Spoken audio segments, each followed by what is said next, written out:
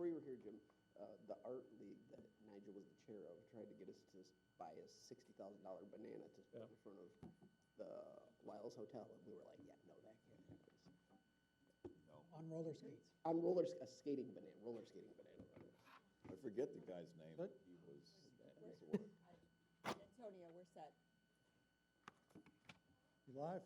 Well, we're recording. and no Recording humming. now? Okay. Pardon me? No humming. No humming. Whatever you're doing, Antonio, keep doing it. Okay, well, thank you all for getting back timely. And again, I thought it was real good discussion, just brainstorming type session here at the beginning. This next segment, what I think I'd like to suggest is that we go around the room again, but this time, focus on these strategic priorities.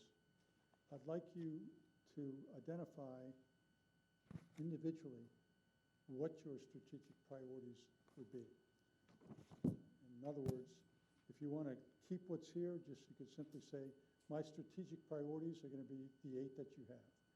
If you're going to say my strategic priorities, and then you come up with 5 of them, maybe combine 1 or 2 of them, that's fine too. But my interest here is to see if there's a consensus as to what seems to be the priorities of those strategic priorities, if that makes sense. Then we know what to focus on where there seems to be some differences. So we can come up with, again, the goal today is to come up with a list of, as your city manager mentioned, 30,000-foot terms. I've seen some jurisdictions use one word for each of their strategic priorities. I've seen them use full sentences. You have kind of a combination here, mainly of, maybe just a couple words. All of the above is suitable. It's just what your preference would be.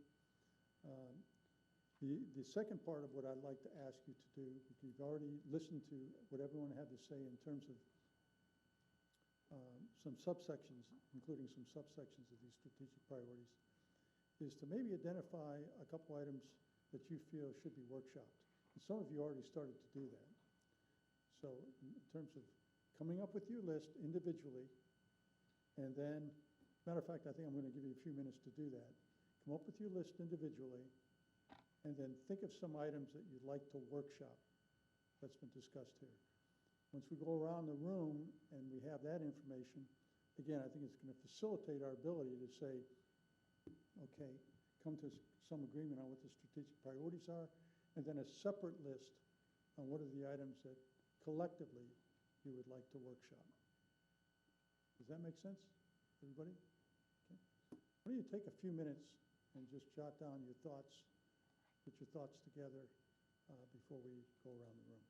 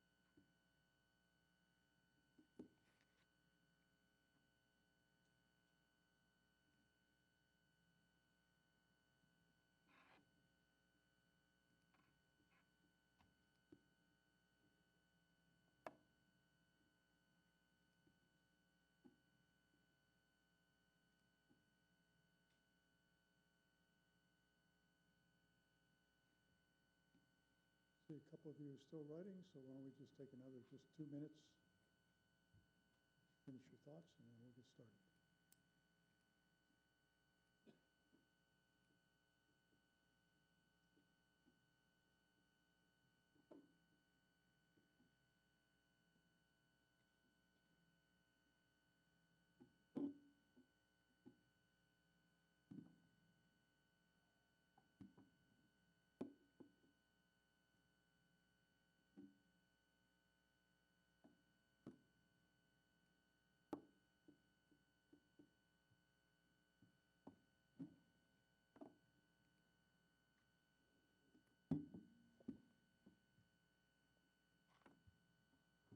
Okay, we all set? Mayor Mike, could we start with you? Sure. Overall, I'm pretty happy with the priorities that we have. I mean, maybe the least one would be the strengthen, enhance council relations. Because I think it does, kind of apply more outside of the city now, but is that, I mean, it's something we need to do, but I mean, is it really a priority? I mean, it's just something we should always be doing, so. I don't think it really needs to be on the priority list, yeah, it's just something that we're supposed to do, so. So yeah, I don't really see a need for that, and as long as, the rest of them, like, things can be put into them, like beach access, we're a beach community that doesn't actually have our own beach. As long as things like that can be woven in there, and we can kind of make other priorities besides what the strategic priorities are, and have that other list going. I think most everything else kind of falls in there, to where, I'd be good with the 7 left over after getting rid of that one. And then as far as workshops, I guess definitely, the financing. There's a lot of discussion about getting rid of property taxes, and what that's going to look like. I know they're doing a study on that, so I guess we'll know more after they do their study, but, it's probably something we should be proactively looking at, just so we kind of know what's going on and stay aware of it. I'd mentioned, like, beach access, water access. That was one of our older priorities that, we got hit by hurricanes and lots of other stuff going on, and I know that kind of went by the wayside, but nothing really ever came of that. We still don't have our own beach access, so. Parking structure, and parking downtown, that might be a good workshop to have. Of course, Bert, we need to keep up with that and what's going on there, and see how best we can, as a city, be behind it and kind of help it get over the finish line. I'd like to see the building department with permitting, trying to streamline that as much as possible, online submittals, things like that, just, whatever best practices we can do to make it easier for people to get their permits in and out, so it's not bottlenecked at the building department. And projects, we have a lot of projects that we've approved over the years, and they're still not done. I mean, we don't have a kiddie pool built yet, and, that's been a long time coming. The quadrant plan, I know we're, hopefully, what do you give you, 180 days? 18 months. No. But, just, The workshop. we have a lot of projects. I'd like, maybe a workshop on, like, how do we get these things moving faster, I want to see the end results. We spend so much time in the minutia, but, actually getting to the finish line is the issue, so. People want to see what where their taxes went to, so. But no, that's all I have. Good, thank you. Laura? Actually, I think it all comes down to economic development, because everything stems down to where's the money coming from. FEMA's broke, FDOT's broke, so where are we going to get the money? So we focus on economic development, and then we do design-ready projects, whatever's design-ready, and get it done, so that we can move along the projects that we've been talking about. And I've seen designs of the pool, and it's coming along, but monies might be an issue. I don't know, have we been paid back by FEMA yet? Yes? Let me, go ahead. Oh, well, with Ian, we were able to get the 50% upfront, and we're still working through the rest of the reimbursement process. And then with FROC, we have been approved through the FROC refunding, which is around the 40% for future storms as they come in. But we're continuing to work with, still reimbursements for Milton and Helene as well. Then, you know, the more money we have, we can put the lights in, we can put the parking garage in. We do have access to the beach in certain spots, but we have to fix them. And they have closed off the parking at the end of the beach. But again, they're working on it, it's just they also don't have any money. And people Laura, want to be paid. let me ask you, Laura, in terms of the strategic priorities, are you satisfied with these 8? Do you suggest some changes or Well, I combinations? agree with Mike that the council relationships we could get rid of. I honestly think we have pretty good finances, so we could, and then focus instead on transportation. Again, government transparency, I think that's completely there. Everything is out in the books, everything, like, this is being recorded and will be released. Tonight, the meeting will be live broadcast and then further released again. Community aesthetics, that's pretty vague and open, but a lot of people would like to see, but again, it comes down to money. And then, or are we allowed, can we give somebody who lives on Hickory Island the okay to plant, to pay for it and plant, as long as it's all approved? Could they do that? You know, because there are other ways of getting money, including getting sponsors for different events. And, I mean, we had Kathy McGuire used to always do the T-shirts for the 4th of July. We could try to find somebody else who would do that, so we'd have more, and get more things to have more fun downtown, and to increase downtown as being the destination, because then we're going to have Midtown, and our focus is going to shift to Midtown. So I think, you know, we just, Well, let me ask you this in terms of workshop items. Is there anything particular that you heard today that you think you would support in terms of a workshop? a parking garage, better transportation and lighting, and of always our environment and any ways that we can increase the quality of our water. Okay, great. Thank you. Jesse? Yes, sir. I'll be quick again. Similar to what I said before, number 1 was a single point of advocacy in the areas of, we have stormwater management, transportation, continued downtown development, and community aesthetics as it relates to major corridors. We're all in one. Environmental protection, general and open as number 2. Number 3, permit-friendly processes and beach access I put together. I don't know if, I mean, they don't have to be together. I just figured they could be. I'm not opposed to moving that.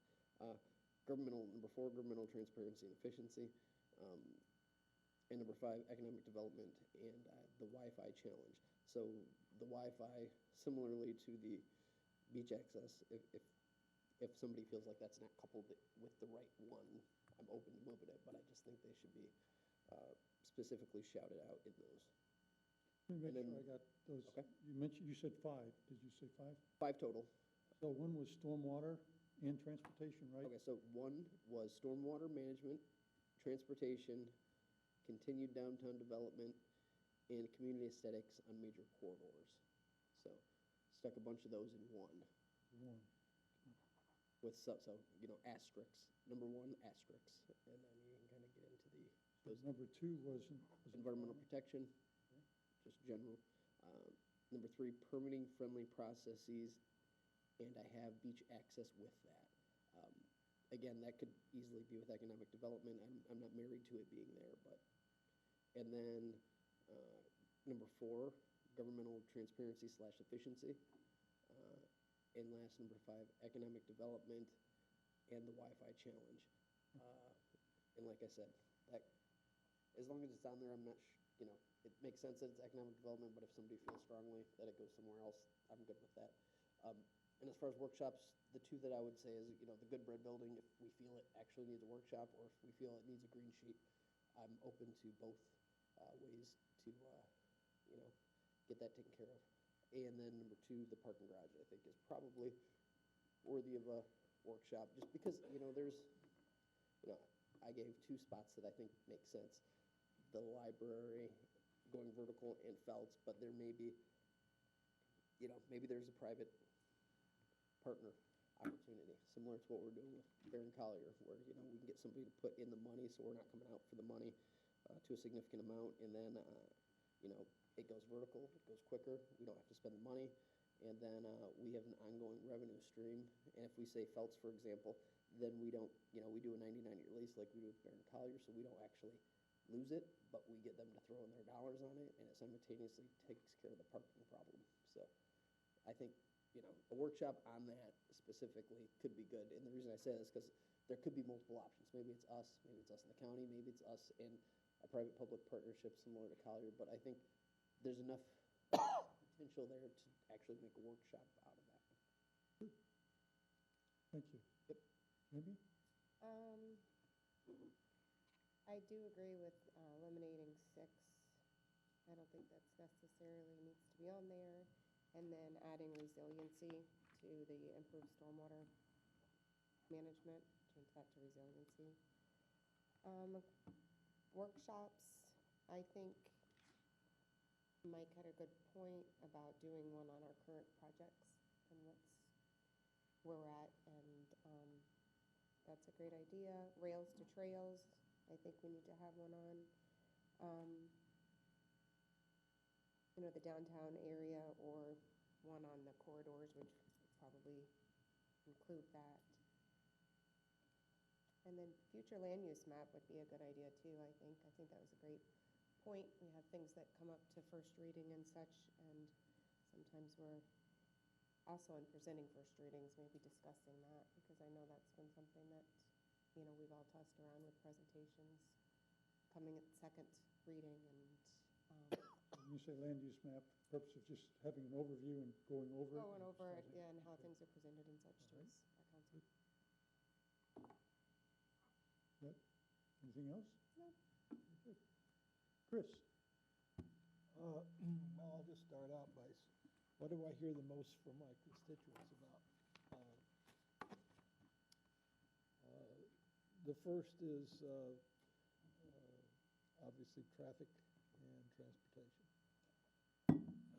It's really tough down here during season to move around. And I know I got my wife out of the hospital. Physician Regional has a surgical center hospital at Immokalee and Goodland.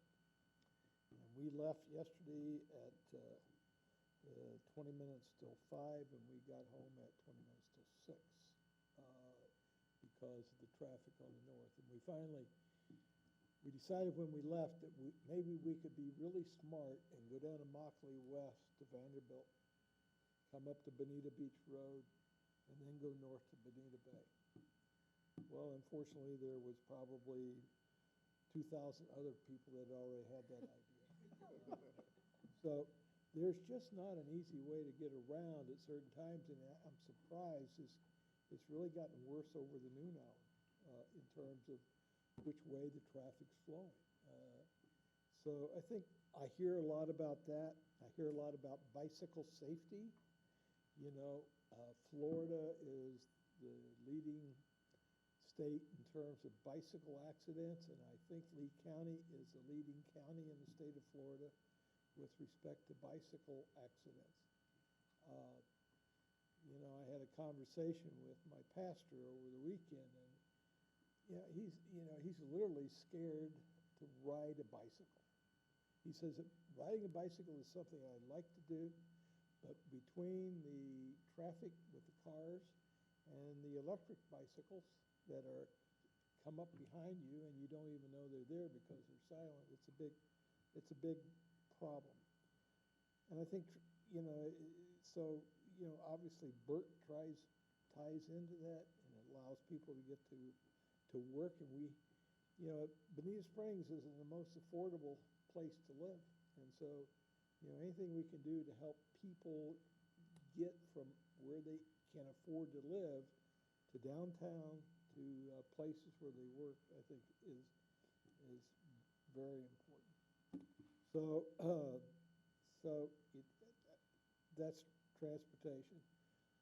Storm water resiliency, we're seeing places in Bonita Springs during the surges of Ian and Milton flood that had never flooded before.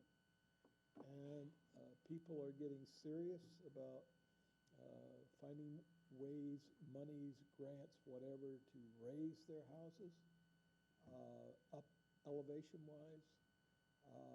And perhaps we could do a workshop for the public in terms of, here's how you can look to state and federal authorities for funds to help raise your home. I know that the application period, according to one of the people at my church who's planning to raise her home, that just started. She filed as quickly as she could so she could get in front of the line.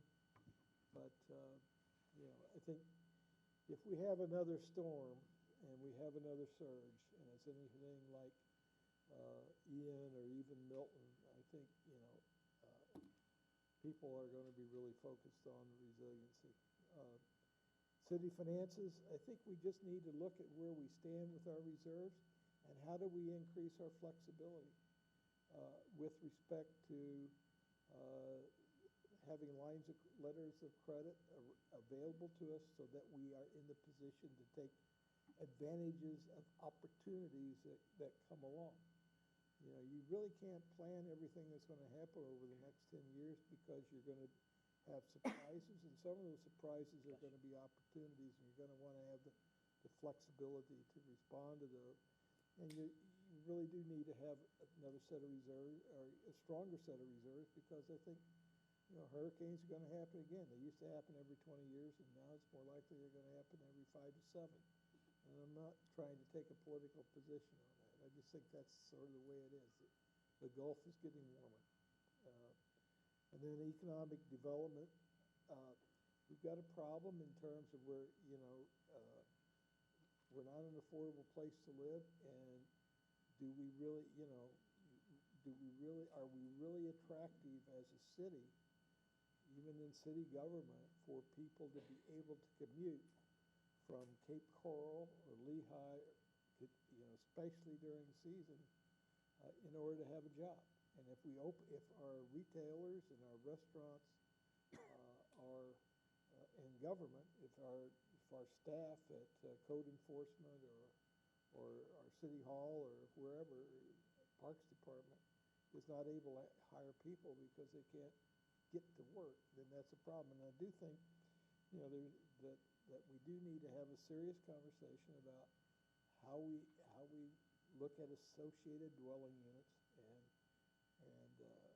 how we expedite that process for having them. I think there's a demand for those things with respect to older people that are in single-family homes that would like to have an ADU for any number of reasons, rent money or somebody close at hand if an emergency strikes.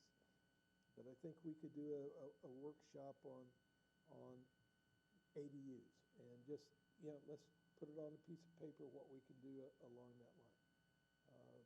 So those are sort of my priorities. For the audience, ADUs, what are you referring to? Associated dwelling units, mother-in-law suites, little houses on big enough lots where you could put a young couple or an older couple that's just looking for a cheaper place to live.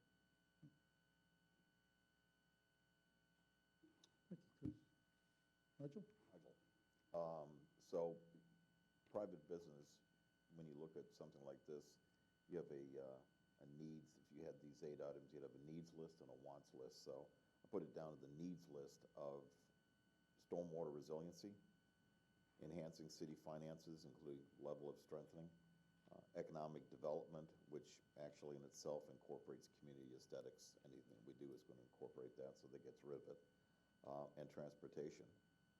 As far as workshops, in no particular order, parking, garage and/or metered areas going forward,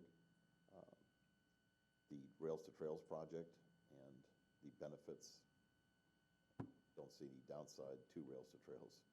And then are utilizing our parks and pools as future sources of revenue, economic development, and aesthetics.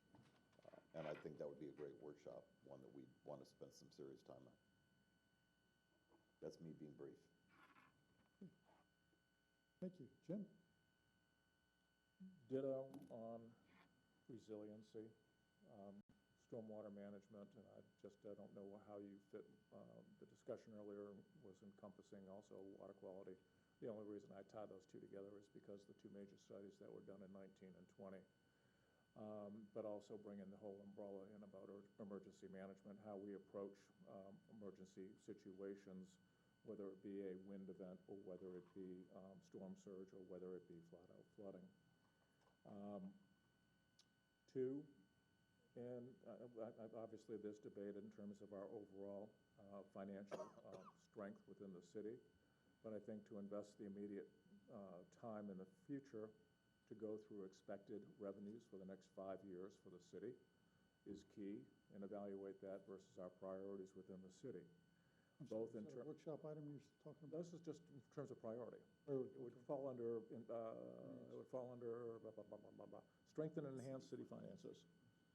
And it goes back to the discussions that Chris raised during council meetings back in August or July or whatever it was, the pre-reserve level for our storms and so forth, pre-Irma being $6 million, and he made the comment and statement that essentially from an inflation standpoint, in today's dollars, that's about $10 million.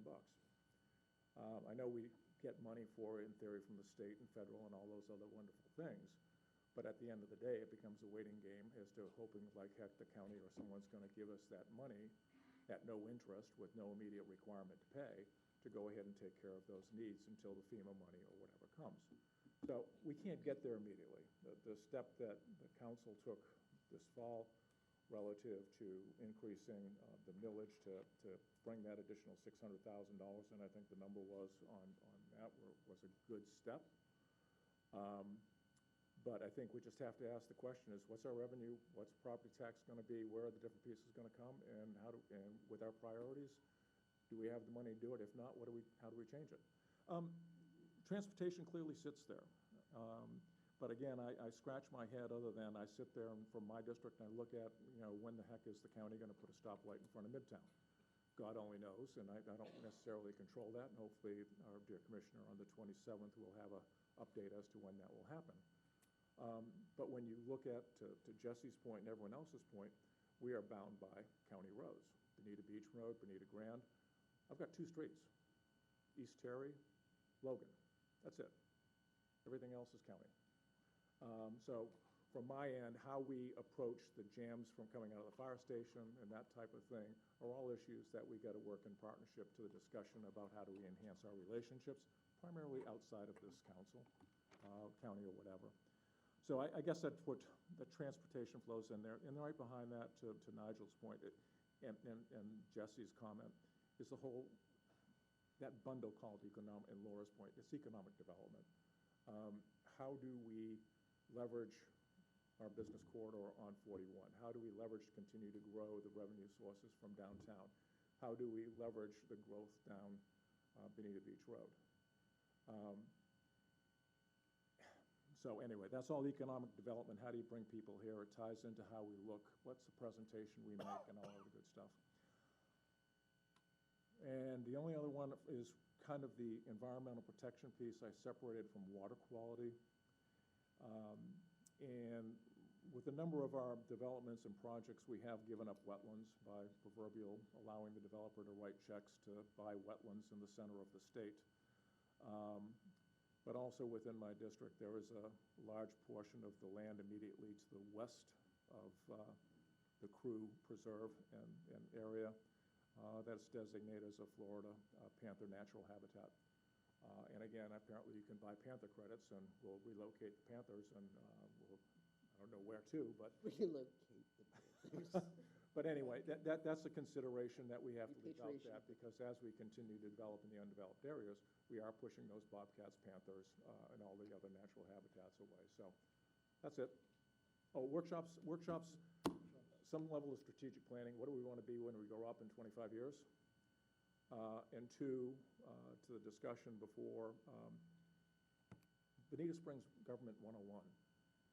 What do we really control?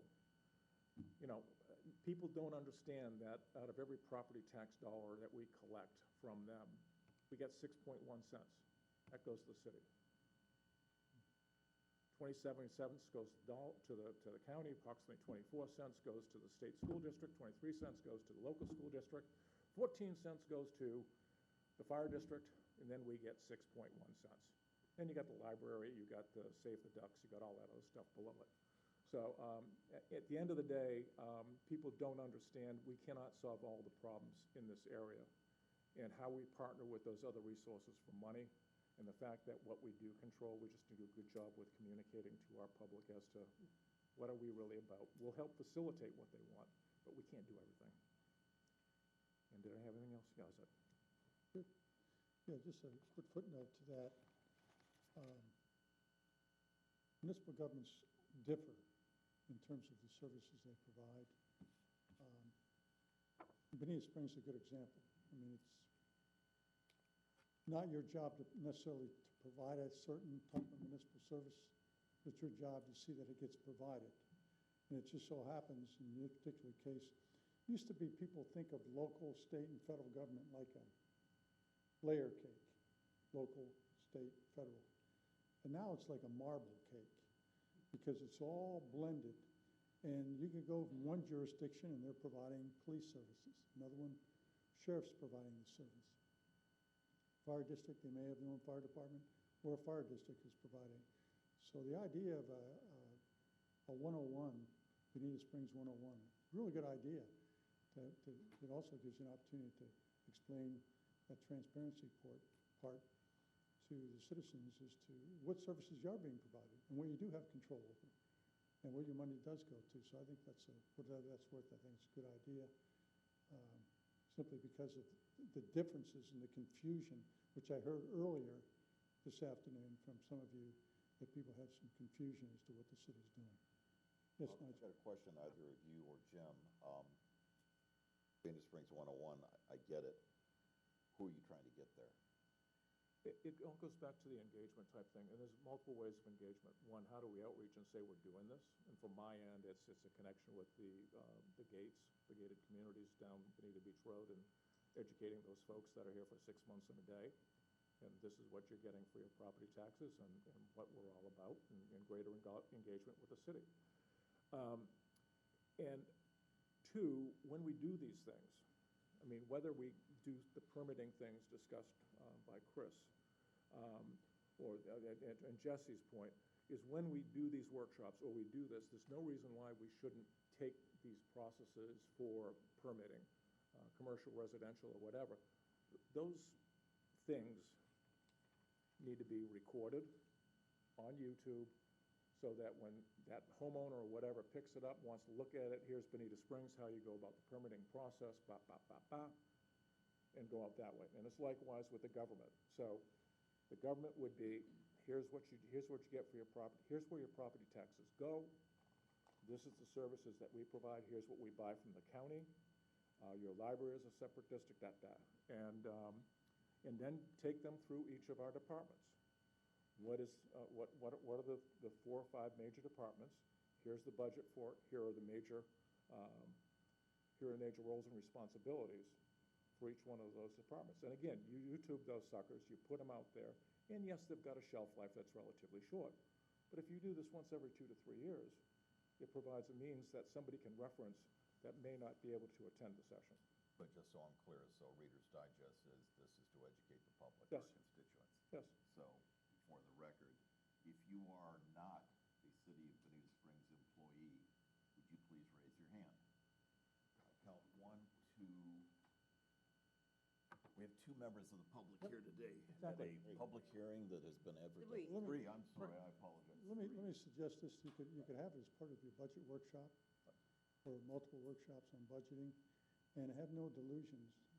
The people who raise their hands, many of them do not understand how the city works. Because you're a city employee, you may not understand it. You may be an elected official, you may not understand the details. Very complicated. There's thousands of different, and I'm not advocating for that workshop, I'm just making a point that there are thousands of mandates that your city manager has to, from the state and federal, that they have to control, what have to manage and have to be responsive to. But there are many jurisdictions that do things just differently, and some of your employees may have come from another jurisdiction. And even if they're here, they may be focused on just one part of the city and their role in one part of the city. They may not understand the bigger picture. So I think it would help them be better ambassadors for the city. Again, maybe part of your budget workshop, something like that. Chris? It's also good to remember that, you talked about the gated communities. A lot of those people come from different cities, different states.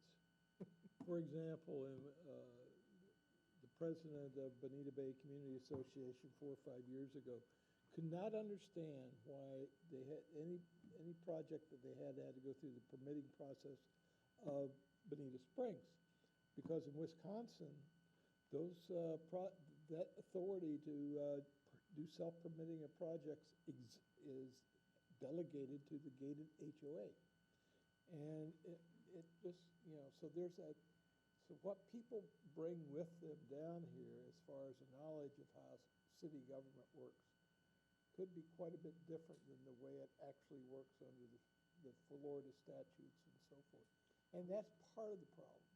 Yeah, I was actually planning on saying something along those lines. The calls I get, a lot of it's where they came from, and they don't understand, how can I have a public road that's privately maintained, or this kind of issues. But in their defense, I was in Wisconsin last summer, and I went to a city council meeting and complained about how we did things in Florida.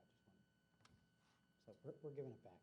Well, and I don't want to get us off the rails here. I just wanted to make that one point I thought was compelling. We've listed, I think there seems to be some consensus on some of these, but I would like to get to where we can wordsmith, if we may.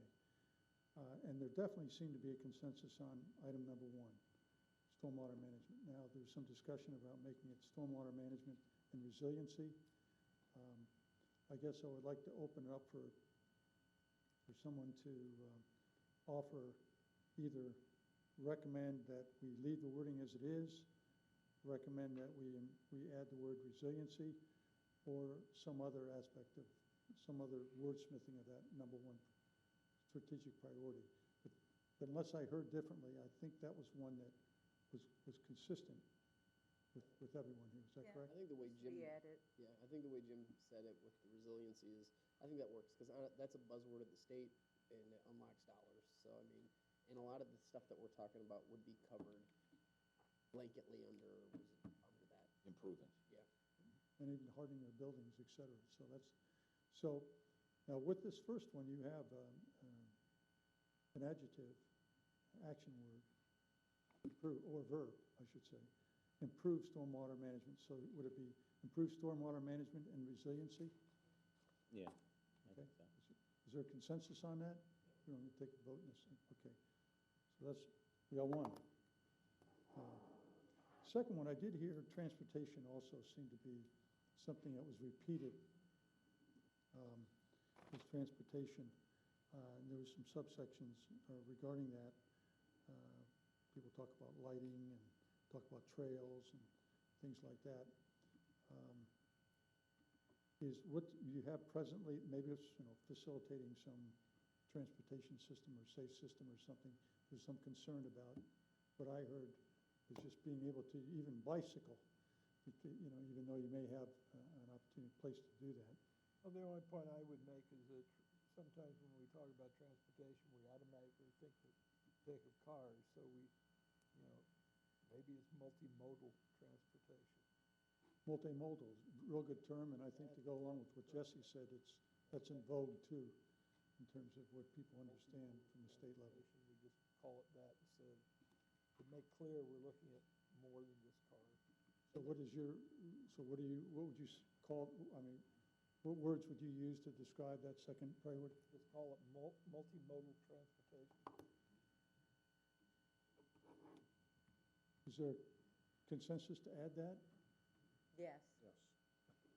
Yeah, honestly, and then in that same vein, I know that we're circumvented by the state on the e-bikes, but there has to be a way, yeah, and we need to take the streets back and the sidewalks back, and there has to be a way that we can go around, I hate to say go around, not go around the state. There has to be a way we can work in conjunction with the state policies, as they are, to ensure that we can figure out a way to take our streets back. Because we have these little e-bikes, Mike probably hates me right now, but I mean, we have these e-bikes that are going 30 miles an hour down the damn sidewalk. And they don't look, I saw somebody I saw an e-bike get splatted the other day at Matheson. I mean, it happens all over the place because they're going through these intersections on the sidewalk, not looking to see if anybody's coming out. And long story short, the state 3 years ago said, we don't have the ability to outlaw them, so we're not trying to outlaw them, but there has to be some, I don't know, maybe rumble strips, I don't know what the deal is. I don't know about speed bumps, I don't know what we can do, but there has to be a creative workaround to dealing with these bikes, because you don't go to Marco and have that I did problem. just recently ask Derek about that, and there are some municipalities that are putting in some regulations on them. The state does give us a little bit of leeway there. Yeah, this- So I was gonna suggest that's something we need to, kind of, Well, if figure out. FDOT is working on making signs and regulations, so we don't want to do something that then contradicts what FDOT's doing. The short answer is, and I remember because it was Estero who brought this up at the MPO, and Estero actually has an e-bike restriction. They don't allow them. You can regulate e-bikes, but you have to regulate bicycles at the same level.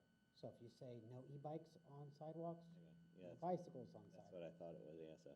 The biggest problem, of course, is that in doing that, and they have classifications of speed, sidewalks were never designed for handling bikes or vehicles going 30 miles per hour. So there's a huge potential issue there.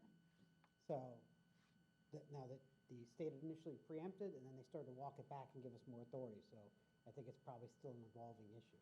But if we have to treat all bicycles the same, it doesn't really help, because as it's been said, Lee County, Florida in general, not very safe for pedestrians or bicyclists. And so if we had to say no bicycles on the sidewalk, a lot of people aren't gonna ride, or, Dedicated lanes are probably Yeah. There has to be, I mean, you go to West Palm, you go to Marco Island, you go to Sanibel, you go to any place that's trying to make their community a very desirable area. None of them have e-bikes going 30 miles an hour down the sidewalk, none of them. So there has to be a way that we can work around it and figure that out. One of the items I saw was, for a workshop, was for better transportation, or the issue of transportation. That may be a place to have some further conversation. You don't necessarily have to have a single item for a workshop. You could have more than one on the workshop. But that sounds like one that needs a little more preparation and some explanation given before you can make any intelligent decisions. Just a question of Derek. Derek, bicycles are considered motorized vehicles, even though they're, right, that's my, bicycles are considered vehicles. But- But they're also considered pedestrians at certain classes. So if a chain or a right, motor. so I'm looking for if it's a motorized vehicle. No, well, I don't want to get into what. yeah, the state defines e-bikes and then has classifications of e-bikes, but the ones that we generally see, whether they've been modified or not, are the pedal assists that can go up to 25 miles per hour. That falls in the same realm as a bicycle, because in theory, somebody could pedal a bicycle 25 miles per hour. but really, we still need the state to kind of fix this, because they screwed it up by saying, same things. And if you were to adopt policies, you could make carve-outs. So you could do an analysis of the city's sidewalk network and say, hey, look, we don't want bicycles either on these 5-foot older sidewalks. And say, no bicycles or e-bikes on these. They have to be on the roads. And then these areas, they may be more appropriate. But that, again, would take It's- research to prepare where you'd want to target it. There's a, Streets in the bike. cities look at having a master plan, an arterial walkway system, a roadway system. You may not have streets that are conducive to even having other alternatives because of what's already been developed. Someone mentioned earlier this afternoon about what is in place now, what do we do Jim, I think it might have been you or Nigel, what do we do from here for the next 10 years? What do we focus on? Because some of the infrastructure is already in place, and that makes it challenging. But that could be part of the conversation when you're talking about transportation and the challenges with. But I do, for the purposes, for those that met with Senator Martin, if you recall at the end of the discussion, we talked about this issue, e-bikes and so forth, and he said, we asked for his thoughts and suggestions, and from his end, he said, you guys are light years ahead in terms of addressing this. So our issues, and he was open to us, quite honestly, coming back with suggested policy recommendations that he could move forward at a state level. So I guess from a priority standpoint, based upon the discussion here, this may become an adequate discussion point that, not for this legislative session, but for next year's, if we spent the time on a couple of these sessions over the next 6 to 9 months, we could probably have a series of suggestions to pitch to them. I think if we do that in a workshop, we have to include LCSO, because, I know Arlene and Matt and I and Nicole had a conversation with Blakely last week, and it says, how are you gonna enforce it? Right. So I just think, if we have the workshop, we need just to include them to get their input into it. I guess regulation-wise, if there are suggestions, even if it does fall on deaf ears in terms of enforcement, I think that if there's a betterment opportunity outside this council where they have their own police department, there may be options for that, so. Everything I'm hearing just evidences the term multimodal transportation. So we've got 2 of these down right now. And it looks like one of, I'd just like to clarify, though, is that an add-on to transportation? Because I just want to understand. Multimodal. multimodal So transportation. I just want to understand, because I know many of them voice concerns about vehicle traffic as well, so is that? Well, that's part of it. That's part of it. We're renaming All part of it. priority. Okay. We're actually broadening. All modes of transportation? You're clarifying ones, because this again goes in with your transparency. I think this is really good discussion. And people understanding, when they think of economic development, or they think of transportation, or whatever the case, they envision all kinds of things. When they say transportation, are they just talking about streets, or what are they talking about? And by adding this terminology, you're saying, no, this is any mode of transportation, multimodal transportation. But it has a definition, though. I'd caution you with that, because I would say the application of multimodal transportation is it's a buzzword. It's a cue for everything but cars. Yeah. And we have always treated transportation, in every workshop I've presented, we've shown you both aspects that the city advances, because we're doing both multimodal and transportation. So we've interpreted it the way you want it. Yeah.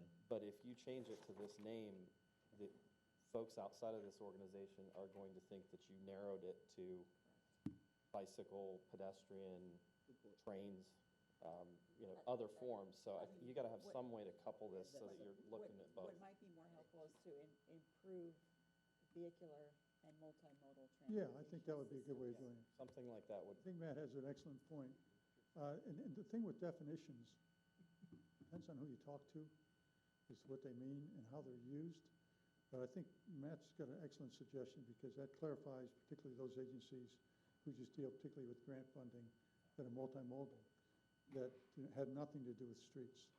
So if you're receptive to that friendly amendment, do you want to state what that would be again, Matt? It's what Arlene said. I think it's perfect. Vehicular and multi. Improve vehicular and multimodal transportation systems. It's fine. Vehicular and. I would say multimodal networks. Network, sorry. Fishing. Okay, number 3 then was community aesthetics. Some discussion about that, and I think one or more of you pretty much accepted most of these, but some of you I didn't hear that from. Is the importance of, and that could be worded a little differently too, but is that still an important service? Shouldn't it be incorporated, though, under economic development? As long as we hit the major corridors component, because I just don't want us to lose sight of that, because there's some main ones that everybody who comes to visit our city sees. So I don't want that to get lost in the sauce. The idea is for major corridor community aesthetics. So everybody who's coming to visit us, whether they're getting off at 75 or they're about to go to the beach, or it's one of our hot spots, they're not looking at porta potties and junk graveyards. They're looking at, something that is representative of, what you might see somewhere nice like Bonita Bay, So, Just to give you some clarity as well, community aesthetics has traditionally included parks and recreation facilities as well. So I just want to, And if we make it too narrow, then we can't put things in there. So, I mean, right now it would apply to the entire city, including the major networks and corridors. If we put it in just saying that, then it might be too narrow to where it doesn't apply to elsewhere. You want to add a verb there too, like enhance community aesthetics or something, or you just want to have looking for some consistency in your priorities in terms of how they're listed? Or do you just want to leave community aesthetics as it is? I guess the goal is always to Strengthen enhance. Leave or it. enhance. Just leave it as it is. All right. It covers everything from the parks to signage to what it looks like when they get off the interstate and so forth. But it is vague, so we do want to improve. Purposely. No, I think the idea is, I think as the city manager mentioned, the idea is it covers everything relative to what people see. And that has a direct impact, of course, on economic development too. as you've said, many of the projects, you can walk through any one of the CIP projects, and typically it hits 2 or 3 or 4 of Correct. these at the same time. Terry Street project is a community aesthetic, but it's, and it's also a transportation, it's also a stormwater conveyance system, all wrapped up into And one project. multimodal. And multimodal, yes. Good, okay. Would maybe something that sounds more like a sense of community feel better? Because I think what I heard the deputy mayor say was like, when you drive into Bonita, you know you're in Bonita. You drive it in, and then the community part being the parks and stuff. I mean, I don't see the parks in that, that's all. Maybe, It should be added to, I think the parks should be aesthetics and parks, because parks are different. Look, every road is a park with all the landscaping we put on it, but it doesn't function as a park. So in my mind, aesthetics is what we do like that on a roadway, but a park improvement is a park improvement. And yes, they have aesthetic components, but they also have a functionality, like a pool is a They add pool. the word parks to it, so like and it also enhance always community the aesthetics vision, and parks. the Yes. established vision. Yeah, and some communities include code enforcement, for example, in terms of aesthetics. What we have, It's a broad category on purpose, because you can get several of these subcategories, whether it's parks, right-of-ways, medians.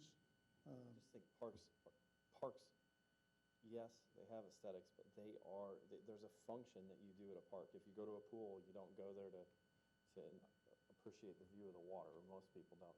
So maybe coupling that with aesthetics, so that you're signaling to the public both ideas. Community aesthetics and facilities? I would, one of the things that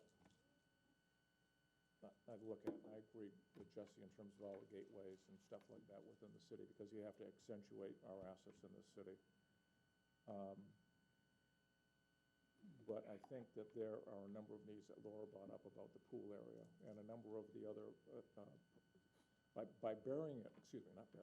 by including it within aesthetics, it does not necessarily place a priority that I think that a lot of folks here has expressed in terms of taking some of our facilities up a notch from where we're at, and at least warrants a series of operational expenditures or future capital improvements. So it's something other than just signage. And I guess that's my only thought when I look at it in terms of when people look at the strategic plan 2 years from now or 4 years from now. When I looked at aesthetics, and until the discussion today, I really didn't think of aesthetics being parks. So that's my 2 cents. I think it was a nickel. So are we looking at just leaving community aesthetics as is, because there's several subsections? I mean, if we want to put and parks on there, I think adding parks, putting the word park. To include. yeah, Yeah, either way. enhance community aesthetics, including parks. Or Public places. enhance community aesthetics and parks. Community aesthetics and resources? Public places, The word park. Park? does that go parks? Especially when you're looking for funding. So this initiated, originally, we had a long, drawn-out discussion about community branding, community visioning, and it meant that one of the things that was touched on, and Jesse was given a history of, is that we didn't want to have one vision for the beach, totally different vision for the downtown, totally different vision for East Bonita. There needed to be a consistent branding or vision, a vision for the community that trickled down into the parks that were into that district, into the streetscapes that were into that district, into the capital improvement projects we put in, that it represented the community. And that's kind of how we got to aesthetics was all inclusive. But there is such a significant financial investment from the community in parks specifically that's a little bit different than open space. But the idea is that there's one vision, and that's how that is the history of how that became a strategic priority, is that we didn't do things separate or not in conjunction, or not even, when we did the remodeling of the city hall, it was to give a nod to what that community aesthetic, community vision was, what we wanted to present ourselves as. You can think in And terms of. I would agree that there is a branding component, but I think that if I look at and drive around the different parks, some look pretty tired. And if we put a nice pretty sign up there on something tired, that's nice. And I It's meant lipstick. to say it was deeper than that when we do the renovation on that park, that whole entire renovation is to be reflective of the vision. Right. Not just the- not just the I agree sign. with the whole branding and the whole positioning of the city here. It's just that, I hope that over the next 4 or 5 years, that we can make investment to each one of our existing parks and take it to that next level. And so that we get greater engagement from our community and residents here. And I guess that's just where I'm coming from on this. That's why I kind of get lost in the aesthetics, that's all. That may even be a separate item too, but I think to follow up with what the city manager mentioned, when you're looking at these strategic priorities, think in terms of everything that you make a decision on, every capital project, every facility that you're working on, every right-of-way. There has to be, one of the strategic priorities is going to be the aesthetics. It needs to complement the city aesthetics. That's going to be important to you all. Rather than just having a functional building, it's also important that that building is aesthetically pleasing and supports economic development, et cetera. Community values. The whole values of what you're talking about strategically. So I guess I'm still trying to get my arms around getting too detailed on community aesthetics. But if the consensus is to add community aesthetics and parks, is that what I heard? Or Might wanna are wait you till you get saying through to it. add parks separately? Yeah, okay, why don't we, can we leave community aesthetics for now? An opinion? We can always jump back if we need to. Or is there some, are you fine with that? Anybody? Yeah. Okay. Let's put a little circle here. How about the environmental protection, based on what you heard from everyone? Leave it as is. Comments? Primary issue that affects everyone is water quality. So leave environmental protection as a strategic priority? Okay. Strengthen and enhance city finances. I think it's fine. Fine as is?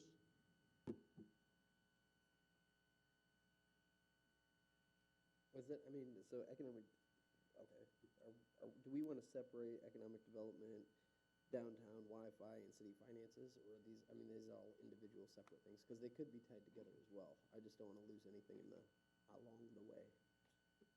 Yeah, they could, I think, again, the city manager mentioned, it could support multiple strategic priorities. And it sounds like that one would, Wi-Fi. But to your point, Jesse, when you talk Wi-Fi or cell towers or just that type of stuff, that is infrastructure as to whether it's residential or whether it's business. And I almost view that as, quite honestly, being part of economic development. You know, if we have the most Wi-Fi friendly community to our tourists and so forth. But yes, it does potentially provide revenue, so. Could you maybe get rid of one of the words, strengthen or enhance, pick one, so the slash, They have different meaning. get you to source that? Well, and actually, it is, one could argue it could be a little confusing. I think one of the key terms that I've often seen is fiscal responsibility. Somehow, enhancing city finances doesn't mean you're necessarily being fiscally responsible. You can be generating more revenue, but you may not be responsible in how you're spending it, for It example. almost sounds like we're raising taxes with enhance. Well, fiscal responsibility is more, making sure you have a structurally balanced budget, for example. Right. Reoccurring revenues equal your recurring expenditures. Make sure you have adequate reserves and fund balance. And I think when I spoke to that, it was more of taking a breath in terms of going through a normal budget process and talking about each of the items in our CIP and stuff like that, that we're actually taking, okay, we're not talking about 25, 26, but we're talking about 25 to 30, 31. So if we know that property taxes are going to flatten, there's certain revenue streams that's going to come up short, we know that we're going to increase pay by CIP, CPI, excuse me, and you're going to go ahead and our contractors are going to want more money for the services they provide us. So all of our demands are going to be increasing our operating budget. It's going to increase the cost for our CIP. And I just want to, when we're balancing new CIP and stuff like that, I just feel more comfortable knowing that, yes, we do have this, or we have a gap. We know that we went over the top for our 25th anniversary in terms of the July 4th thing. My thought is, how do I sell a $25,000 sponsorship for the fireworks? To take $25,000 and have City Mattress fireworks or whatever.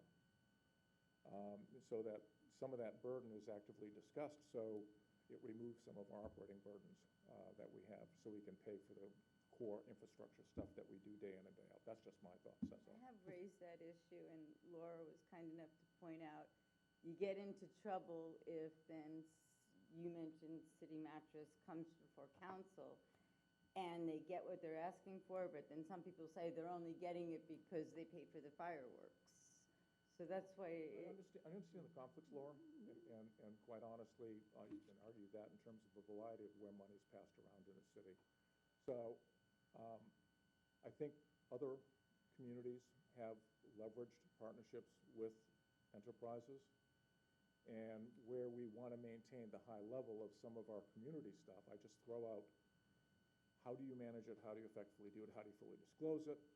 And if it's full frontal that City Mattress is out there, and if somebody wants to say, hey, City Mattress or Herc or someone else is buying influence, then I think that we have to maintain the integrity of us as elected officials. Well, for the purposes of this strategic priority then, is there some different wording that you're suggesting? Well, you suggested that you, more of a financial integrity or whatever the term was. As long as you understand the strength and enhance city finances, I'm not arguing against that or I proposing. think he was suggesting financial Fiscally fiscal responsibility instead of, in lieu of enhanced city finances, just because it seems less like we're trying to raise taxes, more like we're trying to position ourselves financially in a way that is going to be more beneficial to the long-term economic viability of us as a city. So I think just a little background history of many of this with the strengthened city finances was one of the study that was done for the stormwater utility. It was also aggressively pursuing grants is when we created the position for the special project coordinator for grant funding and seeking outside sources beyond general fund revenue. That was the original bullet points that were under there, is seeking federal, state grants, also keeping in the forefront reimbursement from Hurricane Irma, when some of that came up. So it is two separate thoughts completely. One is fiscal responsibility, fiscal stewards of the budget, and using the money that you have, feasibility of that. The second was, there was an ask of staff to actively pursue outside revenue sources, however that may be, federal grants, partnerships, legislative asks, and at that time, it was the studies of the stormwater. And I don't think, Arlene, from my perspective, that it's asking for money from all these different sources, because that's all part of our job. I think it's more from my end is that I look at the CIP, and I look at what we have, and we've talked about separate projects for Riverside Park and Banyan Tree, and we have estimated numbers from X, and when we go out, it's gonna be Y, and it's gonna probably be seven-figure differences from where we estimated. And I see how tight some of the revenue streams are, and I just ask questions for just funding these two projects as they come before, and they ask us the question, instead of 3 million, it's now 5, or 4.5, or whatever the number is, that we are cognizant of where we have our gaps in our potential funding of what we've put out there for the long term. That's my biggest concern, because if there's an issue, I'd like to address it now, not later. You know, one of the things you could do is consider is to leave it strengthen, enhance city finances, but as part of your specific measurable goals that support each of these strategic priorities, one of them could talk about maintaining a structurally balanced budget, could talk about making sure you have an adequate reserves and satisfy reserve policy, whatever. And those would take care of the fiscal responsibilities concerns, so that you may even have something as a goal talking about fiscal responsibility and talking about what that is. So whatever the pleasure that you think of this council that you think would be concise and get to what you think is necessary, because it is paramount to have something related to finances. I just want to say something out loud, because this conversation's brought it up in my mind. Ellie, she was created under this, was she not? She's one of the employees who her ROI has been, she could work here for the next 150 years, and she's already paid for herself over and over and half the staff with the amount of money that she's been able to drag in. I wonder if it would be feasible to discuss giving Ellie another person who can also, full-time job, be trying to capture these dollars. And yes, there'll be a small amount, I don't want to say small, there'll be an amount to obviously cover them, bringing them on and having that, in the salary and all that. But if they're able to help either maximize Ellie's capacities and/or double down on what she's doing, maybe we're dragging a lot more in from a lot more places. So I don't even know if Matt wants that or Ellie wants that. I just thought about that because I realized that's when she was created. When you look at what she's brought in since that time period, it is a massive amount of money. I would She just has- point out that every grant that you bring in has a hidden caboose of cost with it. And so, for example, you're talking about balancing the budget and being able to pay for what you've set forward. You're punching way above your tax weight, way above it, thanks to the hard work of Ellie and others. But it does come with a cost. So East Terry Street, we have a nice picture of a $16.8 million check. We're estimating that at $18 million. We'll know more, as we get our permits and go to hard bid with construction, but those things, that's a $2 million increase, right, over the money. So none of this is coming in free and clear and not creating legacy costs for you and/or costs at the project level. So it's something you might want to think about in your financial discussion. Jesse, thank you, because the little light bulb just went on, the very small light bulb in the back of my head.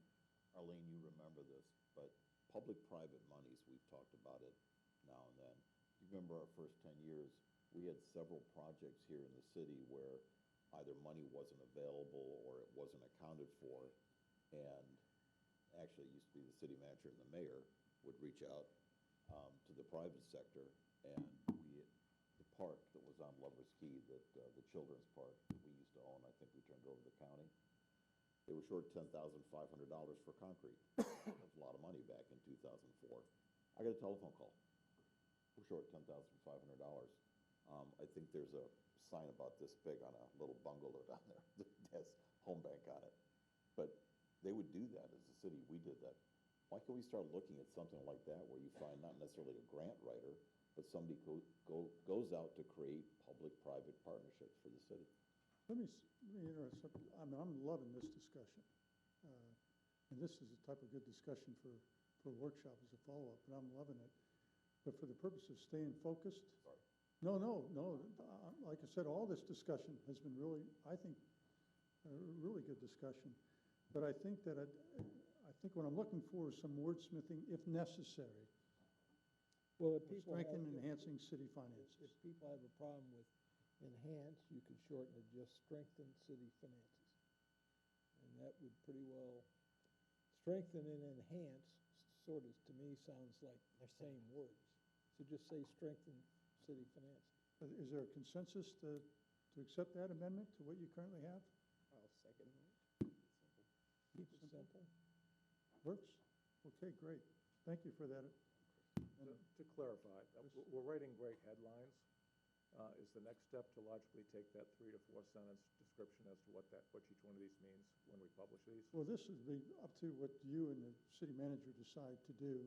There's scores of ways of following up, Okay. scores of ways of doing it. And I'll be happy to have a conversation with the city manager, what seems to work best for you all with the resources, skill, the staff that you have, et cetera, but many ways. But definitely it should be a follow-up, and these should be used routinely. It shouldn't be something that sits on a shelf. It should not only be in your budget, but the specific objectives that support it, that are measurable, applicable, practical, et cetera, should support each of these. Let's look at number 6, strengthen, enhance community or council relations. Some touched on it, some didn't touch on it at all. So is that something you? I touched on it, and you think about what we've done in terms of the amount of time we've invested with talking to county commissioners, flying up to Tallahassee, talking to the state delegation, working with FEMA, blah, blah, blah. Maybe the better wording is strengthen intergovernmental relations. Yeah. At least that to me, that's what it's about. If we keep it, I would agree. I mean, I think not to sound too Jesse, but it's fluff. To me, it's fluff. That was an issue a long time ago on previous councils, but I don't think we're a million miles from there. So like to make it one of our major priorities, I mean, it's great. It's like a fluffy kitten. Everybody loves it. It looks good, but like, there's no meat there. Didn't Mike say it? It's part of our job. Yeah. I mean, there's really no meat there. So, I mean, in my opinion, I think the whole thing could go away. But if we kept it, I agree with you, make it intergovernmental so it doesn't seem like it's us that we're having issues with. But I don't know that it ranks in importance compared to what we're. Do we need it as a priority to justify being able to go up to Tallahassee, or? That's a really good question. I don't know if you heard what the mayor had said. I don't think you need that as a priority to justify, I mean, because the items that you're lobbying the legislature for fall under transportation, improved stormwater. So you already have projects identified, and now you're asking, and also you're asking to enhance your financial resources by, making those asks. And same with talking to the Strengthen. county commission. So I'll I make a think, motion to just drop it. well, no Second. motions, no motions. Pretend second. For purposes of the workshop only. I think if there's a nod of heads of consensus, that's. To remove it? Remove it. Remove it. Does that seem to be a consensus to remove it? That was easy. Don't like cats. How about government transparency? Number 7. Same thing.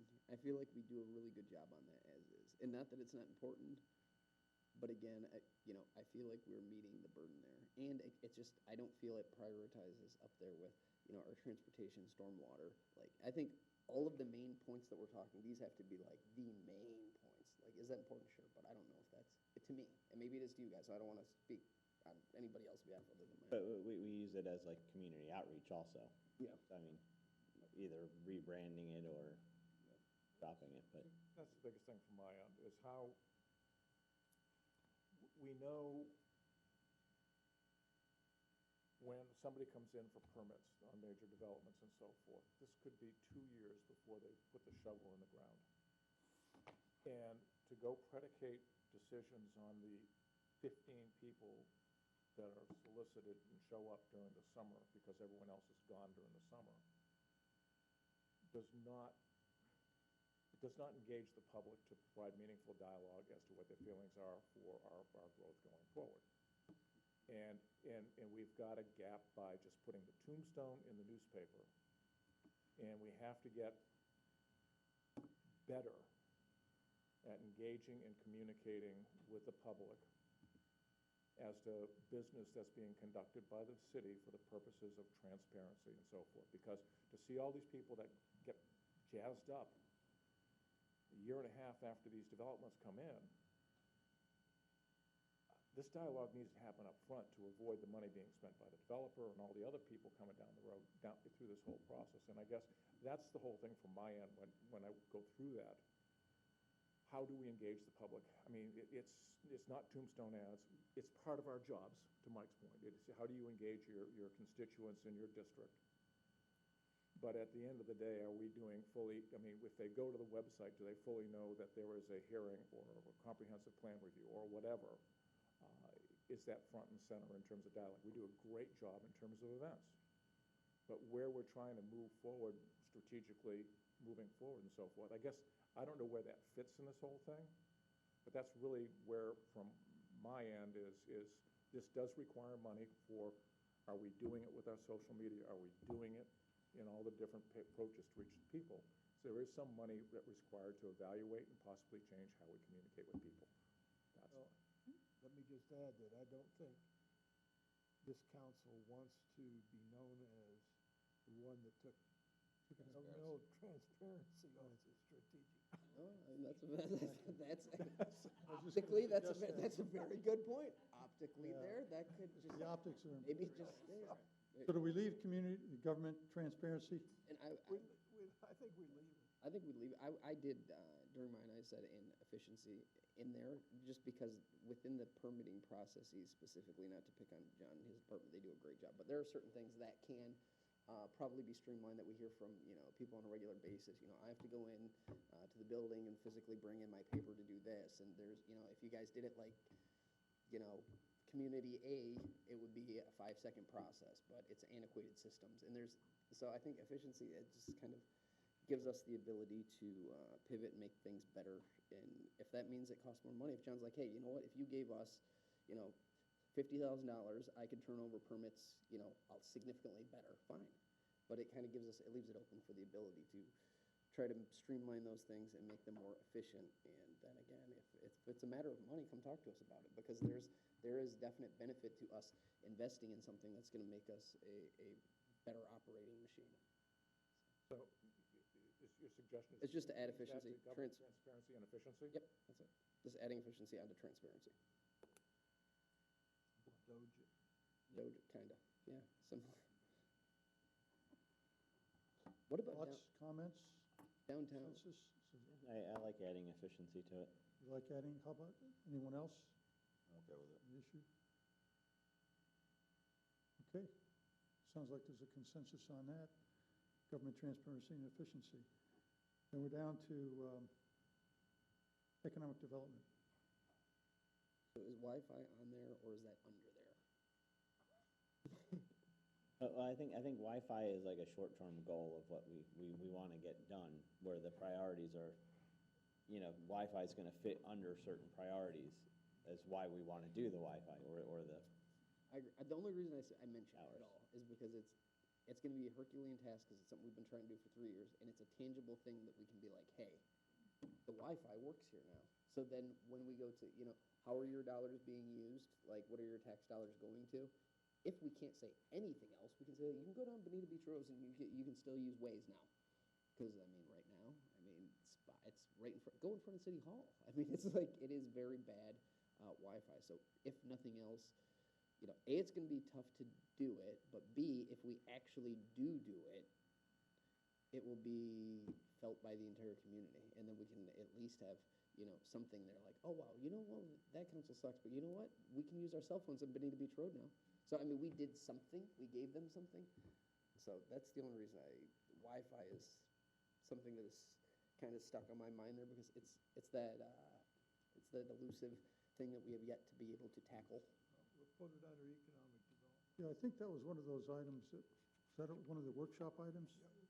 So we could, And then with Under downtown workshop. and Wi-Fi and downtown could both be under economic development. But So- the term economic development, is there consensus to, I just want to Leave that. clarify this. I think it goes beyond, it's really the infrastructure to encourage businesses to stay and to come here, to Laura's point, because I would love nothing more than if HERC made the decision to expand its corporate headquarters here, what do we have to do to facilitate to keep them here? And it's, how do we get some of the projects like NCH had in front of that parcel of land out in front of Hunter's Ridge, is how do we get them engaged to go ahead and put an NCH facility out at that facility at 75 and Bonita Beach Road? I mean, I don't know how we execute it, but to Laura's point, I just think that it's for lack of a Chamber of Commerce, it's a, I'm sorry, for lack of a formal development officer, I think all of us have to keep that top of mind, because I'd hate to lose HERC. I'd hate to lose any of our businesses and restaurants along 41. I'd hate to lose businesses along Bonita Beach Road. And when we have vacancies, we're all actively in our community engagement to see what we can do to talk to someone to get them in. That's all. are we good with the term economic I'm good. development? Yeah. And I would encourage, if we're gonna have a workshop, that we get, since we don't have a Chamber of Commerce, let's talk to the businesses and invite them into the workshop. Right. Is there anything we missed in terms of strategic priorities? We talked about adding parks to the community aesthetics. We didn't put it in there, but do we want it as a separate priority by I itself? think we did. No, we did put it in. No, you put Well, a pin, no, you we- put a pin in it, so you have 6 blanks, you can put parks and facilities or something like that. But I like 5. I mean, is there one that it can buddy into? Only because 5 is just, I mean, we're trying to make this thing smaller. Oh, we're at 7. We're at 7? Yeah.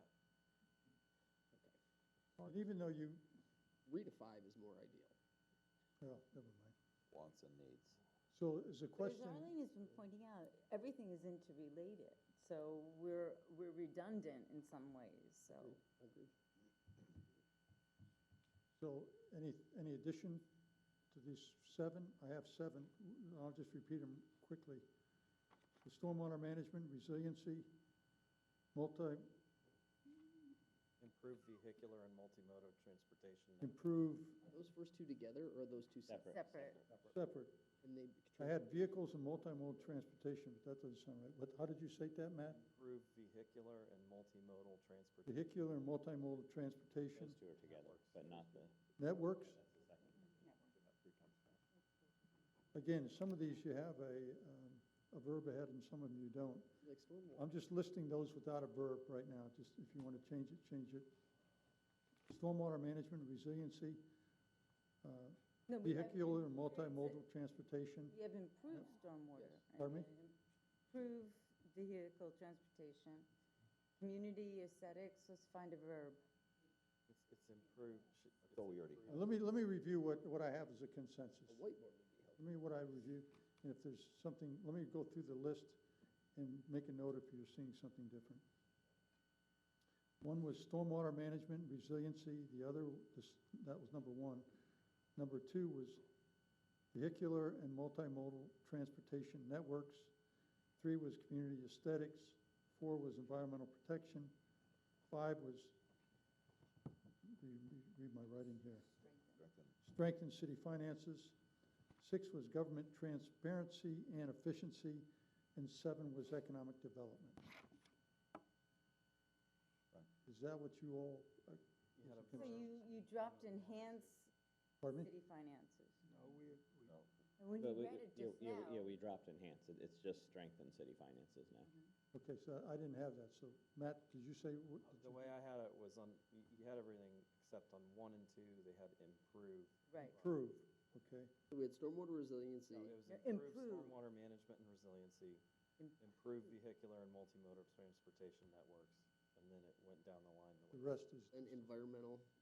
Community aesthetics, environmental protection, strengthen city finances, government transparency and efficiency, economic development. that's what I have. Okay, we have a consensus, and those are strategic priorities. If they are, let's move on to the workshop items. Is there any of these that can be married, that anybody sees of these 7 that we can marry them I think we had that discussion. It's, 7 and 5, Maybe. 7 and 5, right? Strengthen and enhance city finances, government transparency. And government transparency and That could efficiency be could all be combined. together. Well, we did have a consensus on this. Is there a consensus to reopen it up? We don't have parks. we removed And we don't have parks. seven. Okay, And I think we had enough discussion on the fact that all of them were a little unique in their own way. Let's leave it alone. Did we add parks or want to add parks? I'm sorry, what was the question? The parks, did we add that or did we not add that? No, we didn't add it yet. We did not add parks. Okay, are we just, is that discussion done or are we having that discussion still? No, that's what I was asking, because we talked about adding it to the community aesthetics, but then we kind of decided not putting it in there, and I was wondering if I we would wanted to not have it object separate if by we itself. added a parks and facilities or a parks and recreation priority. I would not object. But Adding onto it or its own? on its own. Its own. But isn't that community aesthetics? No, that, We're getting into a type of service. I like parks, but I don't want to add another one. So, Then we do the community aesthetics and parks. In city parks. okay. And that's I'm one good of the with workshop I'm items. going to ask was, right? the city manager, assistant city manager, any concerns or But I questions? think maybe, since you do have significant amount of CIP in facilities, it may be appropriate to call it community aesthetics, parks and parks and facilities. And that would kind of trickle into your contract with the Wonder Gardens as Yep. a facility, the old library as a facility. Those would kind of push that up into the, I think it would be clear to people what it meant. because you do have significant amount of facilities that are listed in your CIP. Agreed. I concur, and all I would add is that you add a comma after community aesthetics, and then it'd be parks and facilities with an ampersand. Or slash. Keep it, Separate but together. Community aesthetics, parks and facilities? Is that your recommended amendment? yeah, with an ampersand, yes. Pardon me? He's saying an ampersand. He's messing with us. No, community, Separating the two. Emphasis, I got, It's a new word he found and he really liked I it. got Right, you. it's on his But I calendar think today. Trying to make it succinct. I always say I'm using the past tense if I use a word I don't know. Comma does show it's a little bit of, community aesthetics, comma.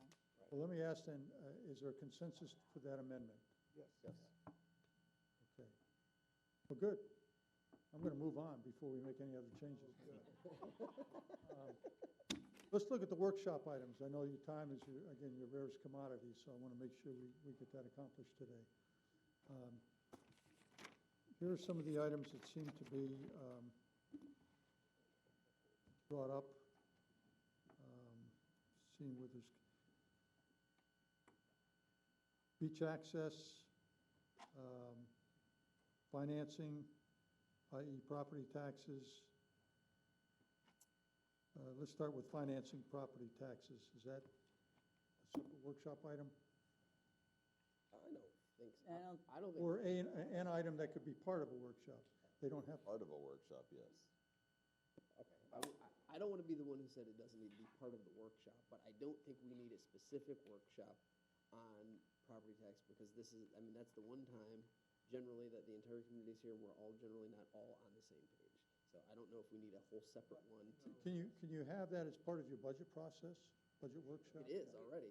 Yeah, so that's what I'm wondering, if you need something separate, if that's going to be part of your budget workshop, then I maybe. think what you were referring to is a comment was made that the legislature is reviewing the future of Yeah. property taxes and how that will overall affect our budget. But I Right. think we can marry that into the budget planning process. We can also include updates that we receive when Lisa gives her updates, the financial report each month.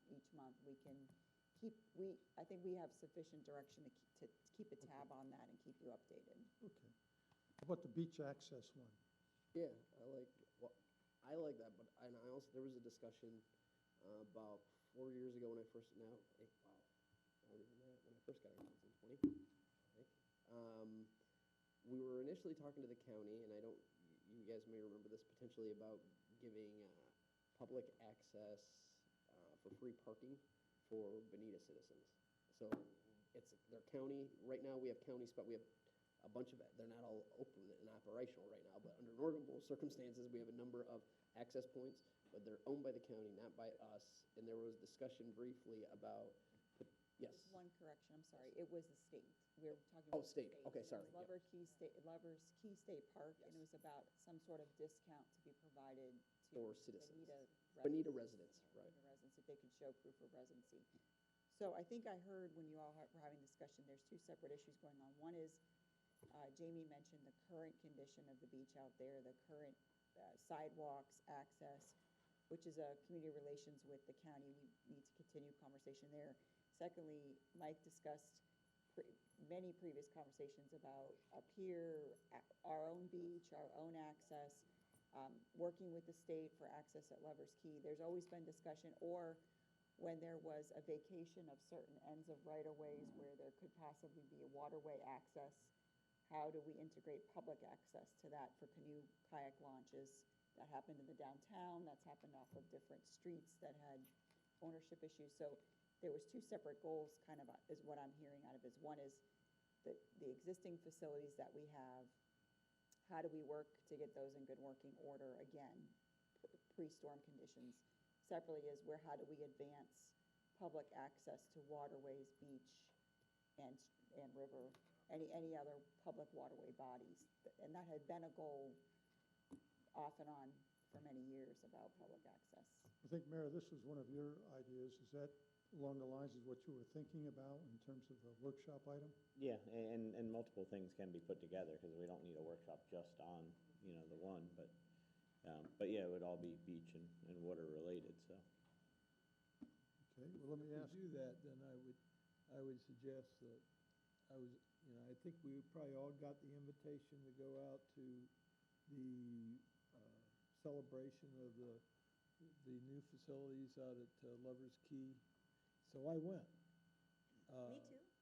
You were there as well, but we may have been the only two people from Bonita Springs.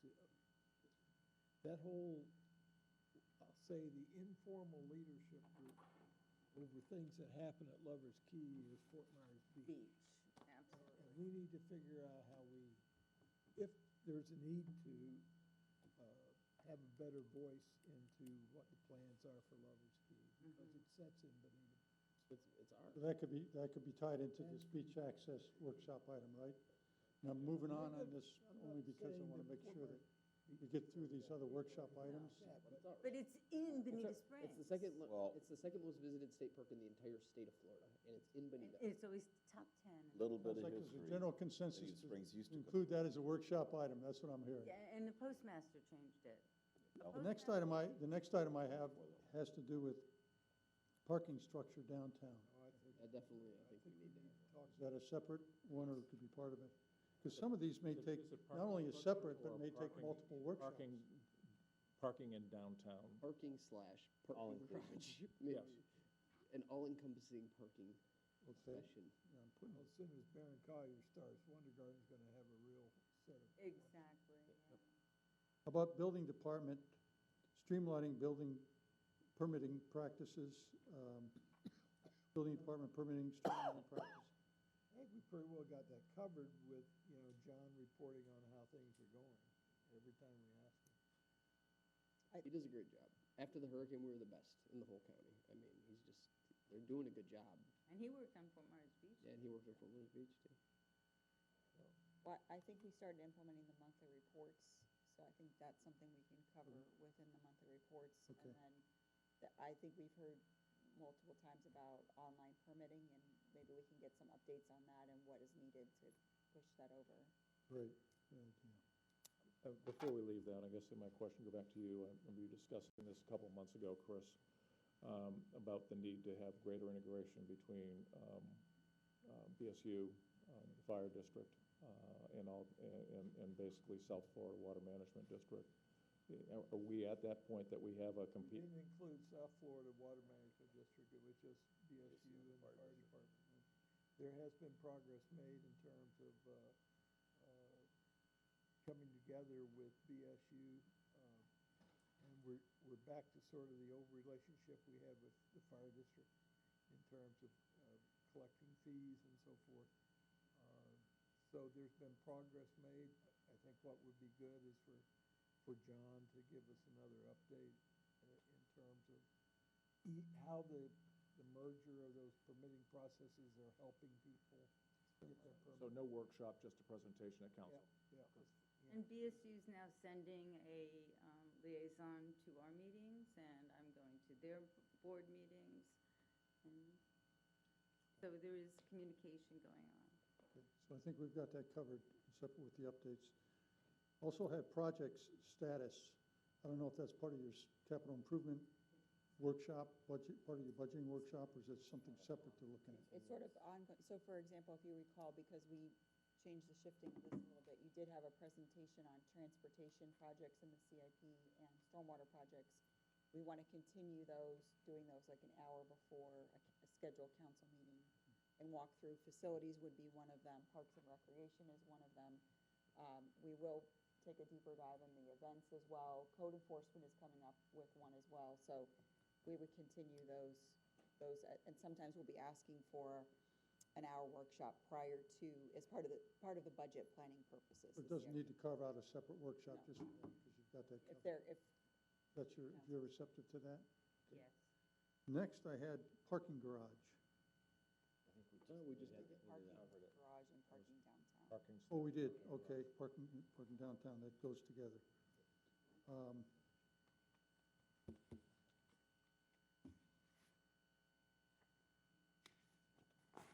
Trying to read my writing. Better transportation environment include Lee County Sheriff's Office, is that, I think that was from you, Chris? That was all about the electric bike. No, that was Laura, I think. Electric bikes. We were talking about including them and how we're going to Okay, Try to address e-bikes. for some reason I had that as a workshop. That could be a have a no, Yeah, no, that was a workshop, because we were trying to figure out with Derek how we can work in conjunction with the certain rules, but address these e-bikes. I think also mention that with, the comments are made by Senator Martin's office as they were looking for some suggestions for us. So maybe that's a working session with Derek, with the city attorney on some recommendations. Which could, and with that, I would say With that, LCSO invited. well, with that, it's almost if we got something tangible, that's something we hand off to League of Cities.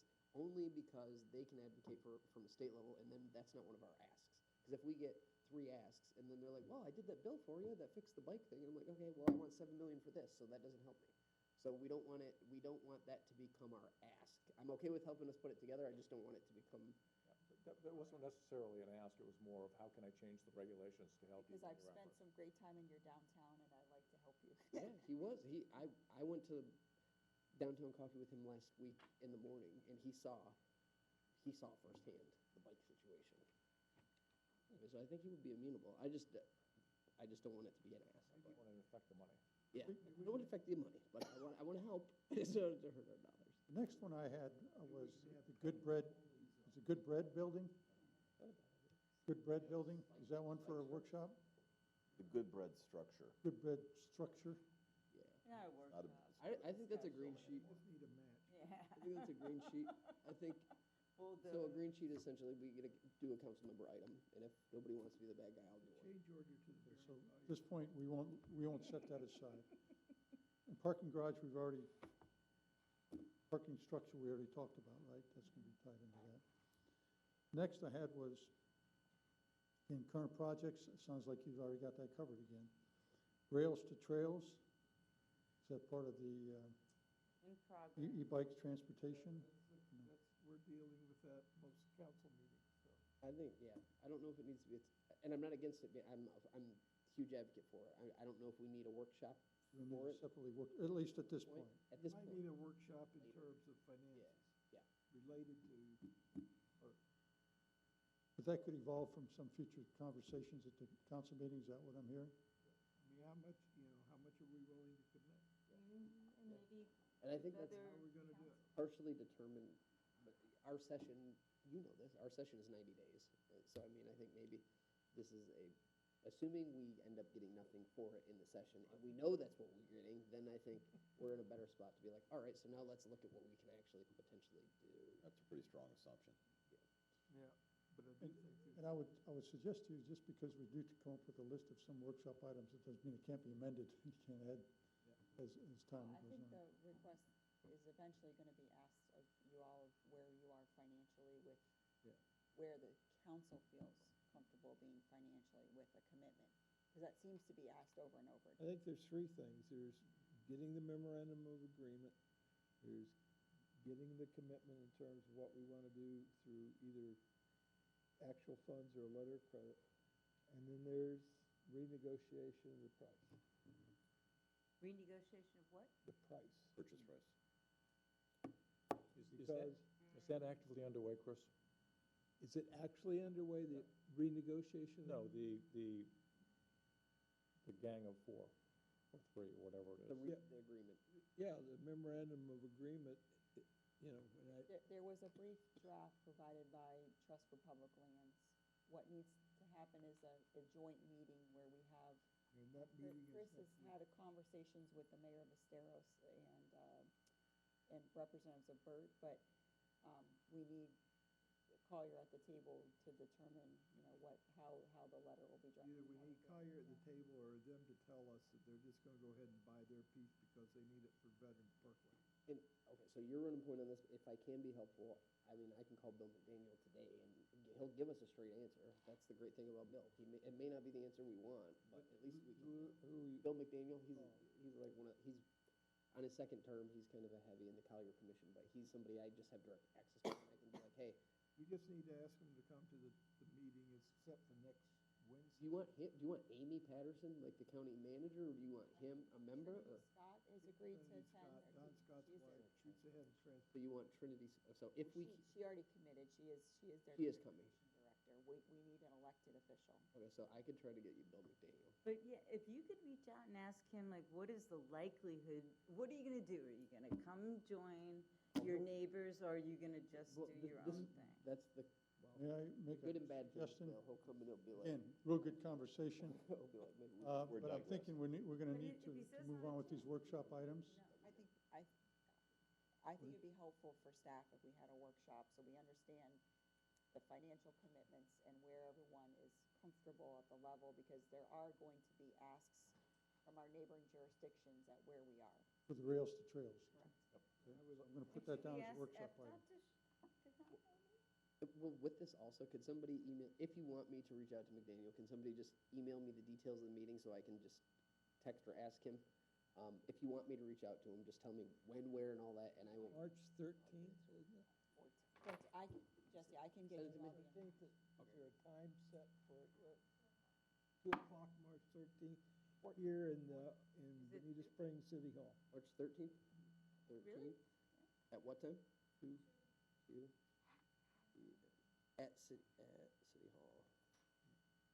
At 1:18? Okay, the next workshop item I had down here was downtown area corridor and future land use map. Is there an interest to, I think that's probably a workshop, no? I'm sorry, what was it? DRGR kind of discussion, right? No, it's basically a discussion of what is the current comprehensive plan, future use, category map. Which involves, And do we endorse it? And if we don't endorse it, what is the discussion around that? When was the the last, question was, do we do a workshop on it? when was the last time council dealt with that? Years. Years. then you have a, Future land use map technically is reviewed Annually. Every 7 years, but every 7 years per your ear, and it's optional whether, you know, you file a letter, which is what we've done in the past, or you do a full-blown review. We've done the review, but the request has always been from the community that we only send the letter, so we haven't really dived into any major changes to the actual land use map. There's been questions on certain areas in the community, specifically the beach has been discussed, Eastern Bonita's been discussed at different times.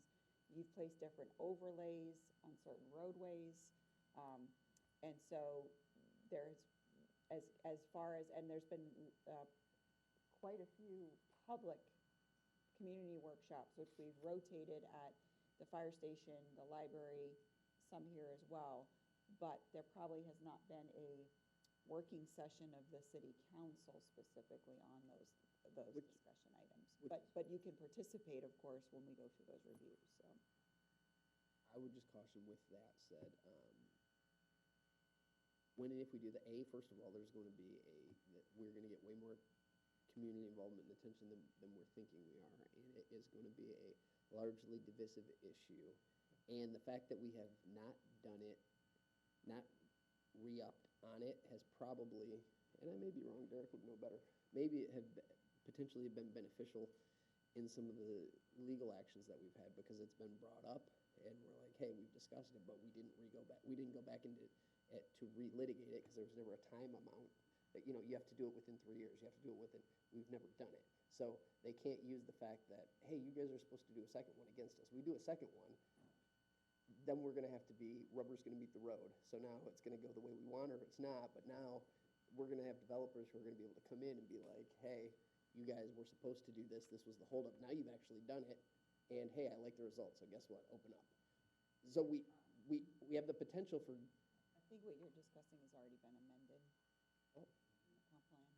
okay, well, never mind then. Never mind then. So Never the mind question, so the question I have then, I if think that's it's twofold, if I could ask. So I think maybe what you were getting at, and correct me if I'm wrong, is maybe there's an opportunity, which I think could happen, and I would suggest we would include David Therick in that, is a potential review of what the existing, and just an understanding, not to make any new decisions, not to change anything. It's an education process. Right. Education process that the that when public can, provide public comment, but also listen to you all, get an update on what's out there.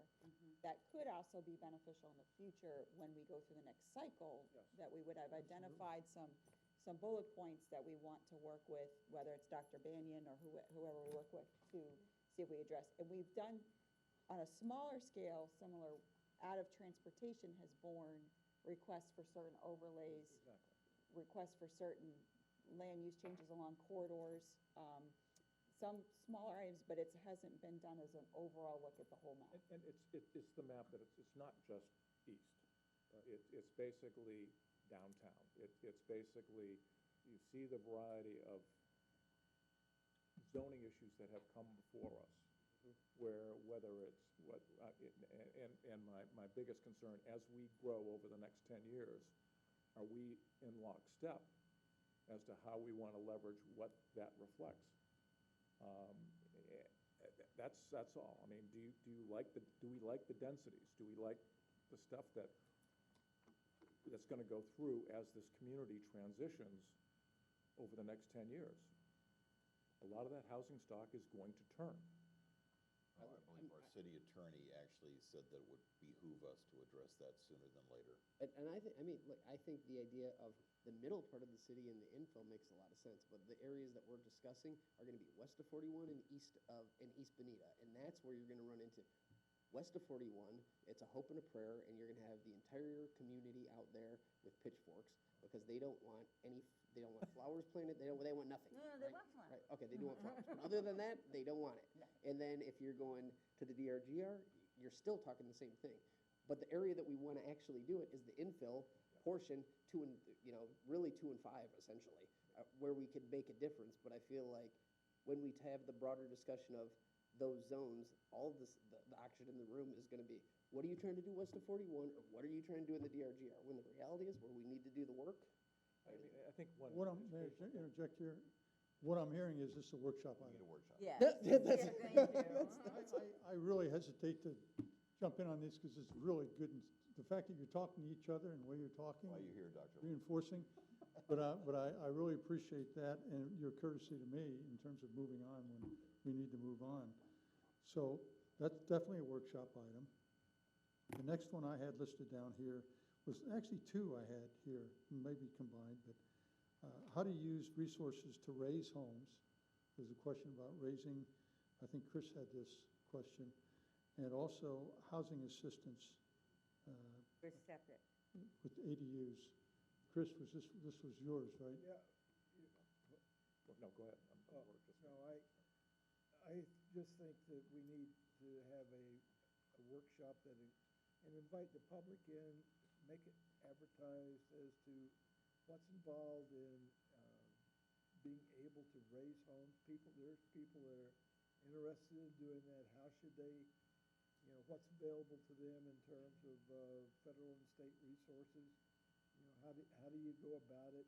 How do you, what's involved in the application and so forth? I think we need to hold that for the benefit of the people. And then with ADUs, I think, we've talked about it with John. John and I have talked about it. I don't know that there's anything that really holds up ADUs, but I think we need to let the public know what they can do and how it works. And if you're interested, what do you gotta do to get the related permits and go at it like that? Because I think, the only question I think that comes up for council, the only thing I've ever heard council say about it is that does that impact our density? And, are we willing to absorb a little more density for associated dwelling units? And maybe that comes back to land use, I don't know, but, If I can make a suggestion, instead of a council workshop on raising homes, could it be, I would suggest that be a public workshop where That's we fine. reach out to Lee County and the federal government and the state who are putting on That's the what I meant. programs, work with them and having an educational program, but hosted here at City Hall so that the resources are available to the public. Yeah. And then the ADUs could either be a separate workshop or an update from community development during the council. I think as a compliment to kind of what you were saying with the ADUs, I feel like there's been some kind of consensus and we've talked about it. Like, the first one, yes, totally workshop. I don't even know necessarily the ADUs is controversial enough that it would absolutely need a work. I think if you put in a green sheet on ADUs tomorrow, I don't know that anybody here is gonna light themselves on fire about it. So I don't know if we necessarily need a whole workshop on it, just from the standpoint of saving staff and our own time. If it was something that I felt like it was a 3-4 type issue, then yeah. Maybe we go along the lines of what Arlene talked about in terms of a public workshop. Make it part of one.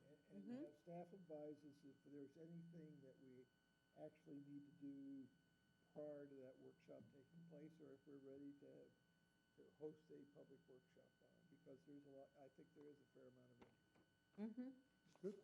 The other one, you touched on. Is there consensus? I'm sorry, go The ahead. other one Laura touched on in the discussion, I don't want to lose sight of this, was the assistance for septic and the impact on water quality. This has been a funding issue, and it's just something that it sits out there, and again, it's something in a desired state. I mean, whether it's fertilization, whether it's any of that stuff, a key component is the septic systems and the cost associated with going ahead and getting that out of the process. And even on that, I've talked to John about this for 2 years. I have talked about doing a green sheet that would essentially prohibit or make a lot more difficult septic on any new development. Because if the issue is that we know, even the new development, I mean, new septic isn't as bad as old septic, but the point is, if we're trying to get off septic and people have money to build here, then why are we allowing anybody in the city, like we did this off Old 41 about 3 years ago. And I was like, why are we giving a new developer the option to put in septic? If you can't get on the city line, guess what? Come back when you have more money, you can get on the city line. And I agree 110%, and that would be the only thing I would do. Is that something that you're looking at a workshop? I think that's a green sheet. Or if you guys want it to be, I'm, What I'm hearing so far is for what we just talked about is sort of a public educational workshop to talk about the raising of homes and maybe incorporating in there ADUs or explanations on that. And then that's this topic, which wasn't discussed before, but was just added, septic systems and what to do with that. Is that an educational thing where you're talking about Well, I think people? BSU It's more has like to be developers involved. coming in is what I heard. I don't, I'm sorry, go ahead. BSU needs to be involved in that, because I think it's BSU that needs to go to the folks and say, we'll give you a loan, or we'll, do payments over time, but I don't think the city should have to pay for people hooking up to sewers. And I think we're two Is separate. the idea of septic and sewers, is that a separate discussion or not a? Yes, but But there's a they're subset of separate Issues. here. So hers issue's very, very good. My issue was regarding new development. Yeah. And what the regulations would be on new development coming forward. So hers is hers is addressing those that are already in the ground that we would like to figure out a way to get out of without impacting the city's finances to a huge degree, and mine is more along the lines of ensuring that we don't have the problem moving forward by saying, hey, you can't do that here.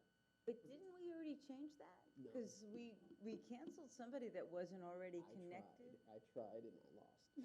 But yes, I did, we, Something that should be workshopped, I guess that's the question I'm posing. I don't think And it's it a could be for both, could be together, albeit separate. But is it a council workshop or a public workshop?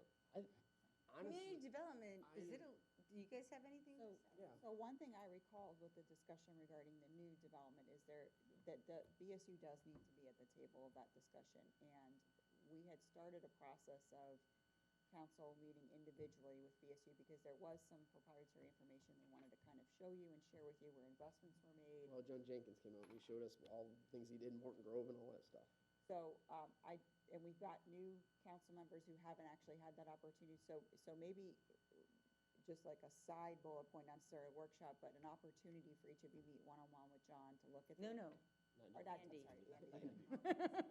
And we use for people who may not be familiar, Andy and BSU Green is what? Springs Utilities is a Okay. separate. Andy Coble, Andy is John's successor. John Jenkins. Now retired. They, a long time ago, took millions of dollars out of their budget to address septic sewer. And then essentially they were trying to work on a plan with us where we could go by and attack Morton Grove and some other communities. But is your point to get everyone up to speed as to what, No, I mean, I'm not opposed. My only concern was I know that at that point in time, which could have changed, so I think it would be good for John to communicate with Andy.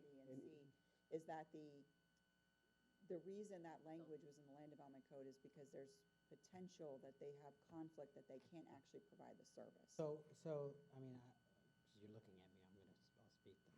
So the issue is, they're our franchise holder for utilities. There's generally a mandatory connection. Within so many, usually 500, could be 1,500, whatever it is. If there's new development, or they have lines available close to existing development that has wastewater or water, there's a mandatory connection requirement that they get on that system. We've had issues in the past, I think, as the deputy mayor pointed out, where I think there was a project that I think we worked with them on, where there was a commercial project going in that was nowhere near in their projected plan. And we would talk to BSU to say, hey, look, these people are gonna build a big on-site septic system. You don't have any lines in that area, but there are lines that should be in that area. Will you run them out there now? Because otherwise you're asking someone to put in a system and then spend the money to do the connections later on. So the idea is, back to your master planning, Bob, we need to know what BSU's master plan is for wastewater, because we, as the city, will also be held to the DEP to get these septic systems off. So there needs to be a coordination on that. And so what can we do to help them to extend? But because they're also, a lot of regulated utilities they're not allowed to, and they don't plan for growth. And they make the growth pay for itself. So if they don't have lines in the area to serve existing customers, they may not be planning on putting lines to those areas. So we would be the bridge on that, saying, hey, we need to encourage you to do that so that, that we make sure that everybody's on centralized water and sewer. again, I'll raise the question, is that something that they should come to a public workshop to make that presentation? Or as Eileen mentioned, there was some concerns about some proprietary It information. may be a two-step process. What I would suggest is if we would be able to do briefings one-on-one again with Andy, giving Andy the opportunity to go through he might have different take on some items. And then that could materialize into a public workshop based on the feedback you receive and what you think is helpful to move forward with. Or the other potential is it could be a green sheet item that we suggest, we have bullet points that we move forward on. But I think the first step would be having everybody have the opportunity for that one-on-one and giving Andy and BSU the opportunity to share where their planning is and what constraints they have. The one caution I would have is, if there is going to be one-on-ones, that it's not a way to circumvent at all the sunshine law. Because No, it should be a polling of what the council thinks. I think the issue is this. I think it's, if the council's strategic priority is environmental and water quality, that centralized sewer is definitely a step up from septic, Okay. especially on smaller lots. The issue, and I don't recall if VSU is also regulated by the Public Service Commission. They are, okay. So Public Service Commission would say, BSU, you're not allowed to expend money on using existing ratepayers to pay for future development that isn't paying for itself. So when you have a project like that, what would happen would be, and this is why it would be a workshop, you have to get everyone educated about the issues, so that the ask would be, the city would say, we want to see sewer to these areas. BSU would say, we have to do the math to see what it would cost to run those lines. The city would then probably help to subsidize that cost and then be repaid for those costs when the connection fees come in from development.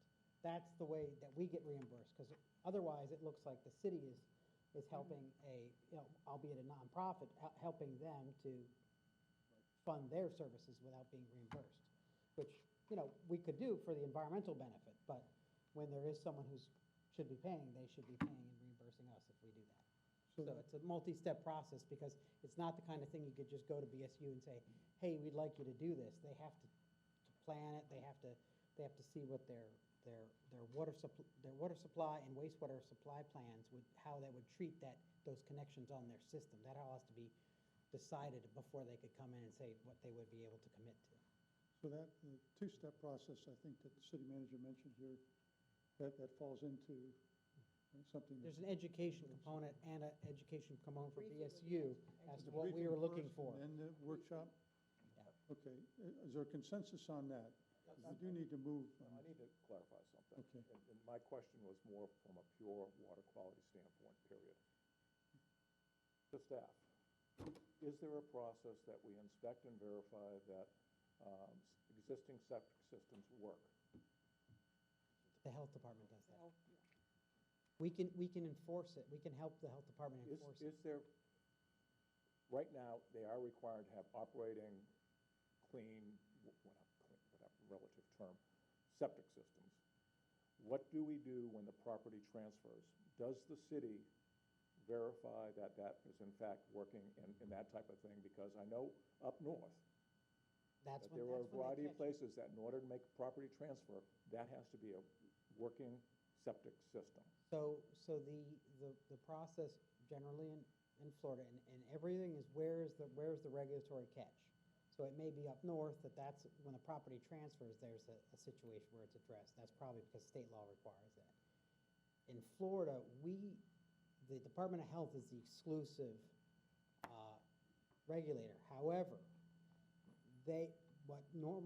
not every Department of Health, it's even the same, let me put it this way, even the same Department of Health within one county doesn't treat everyone the same, because they don't have the enforcement powers. For the sake of time.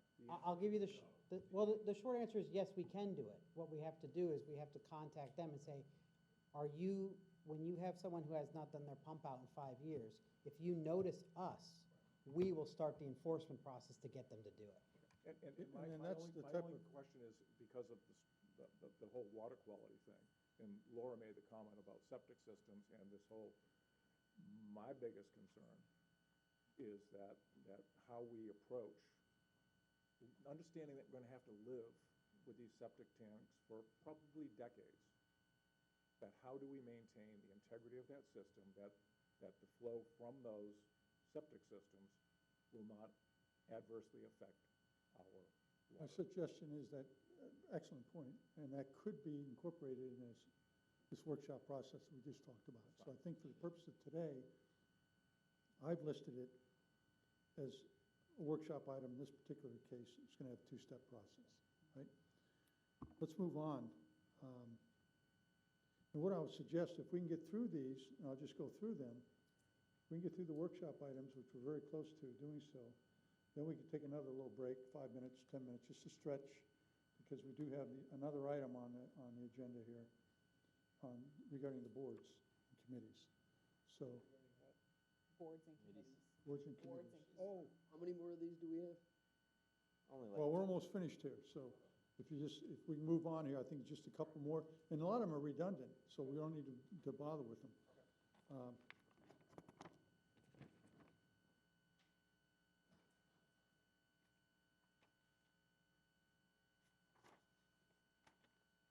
Transportation, we've got um, stormwater management, resilience, oh no, I'm sorry, that's not a workshop item. Garage, we've already covered that, right? Parking structure? Yep. Rails to trails, we already covered that. Question was raised, or comment was raised here about doing something regarding aesthetics. Do you need a separate workshop on aesthetics? That's a pretty broad category, but I don't think. maybe that was brought up before we had further discussion on aesthetics, I think that was brought up. Rails to trails again, aesthetics. Finally, strategic planning process, have a discussion about a strategic planning process, and a Bonita Springs Government 101. Those are the final two that I had here. What was it? One was a formal strategic process, engaging the community as to what are we when we grow up, when we're age 50. And just so it's reinforcing where we are and how we fund and all of the good stuff. The second was The Bonita Springs Government 101 type. basically 101. I mean, how do they understand our job is to, you're an ambassador, but quite honestly, we do not control the reins of everything. Whether it be county, whether it be fire district, whether it be sheriff's department, that type of stuff. It's more of an educational workshop? More of an educational workshop for the public, conducted probably by department managers or staff. I wonder if we could combine that with then BSU.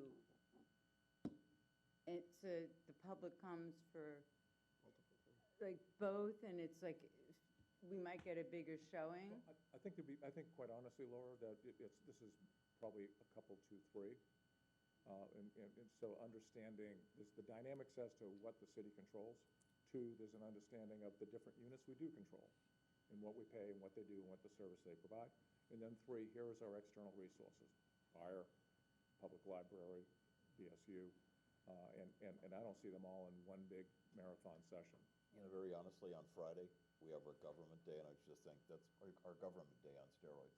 Yep. That's really what it is. Yeah, that's So a very good idea. is that something you're receptive to as an educational workshop?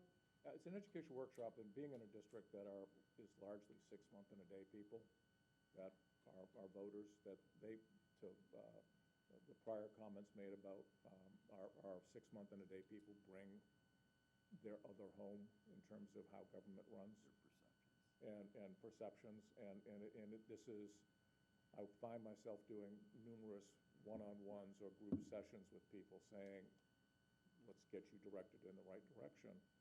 And I just think that there is a gap as a courtesy, and like I said, it's probably a one-time workshop or presentation or public forum that becomes codified and on a YouTube type session, and it becomes available out there. So as people move into town, they have the inquiry, here's the question, how we operate, and it's a PR piece for the city and that type of thing.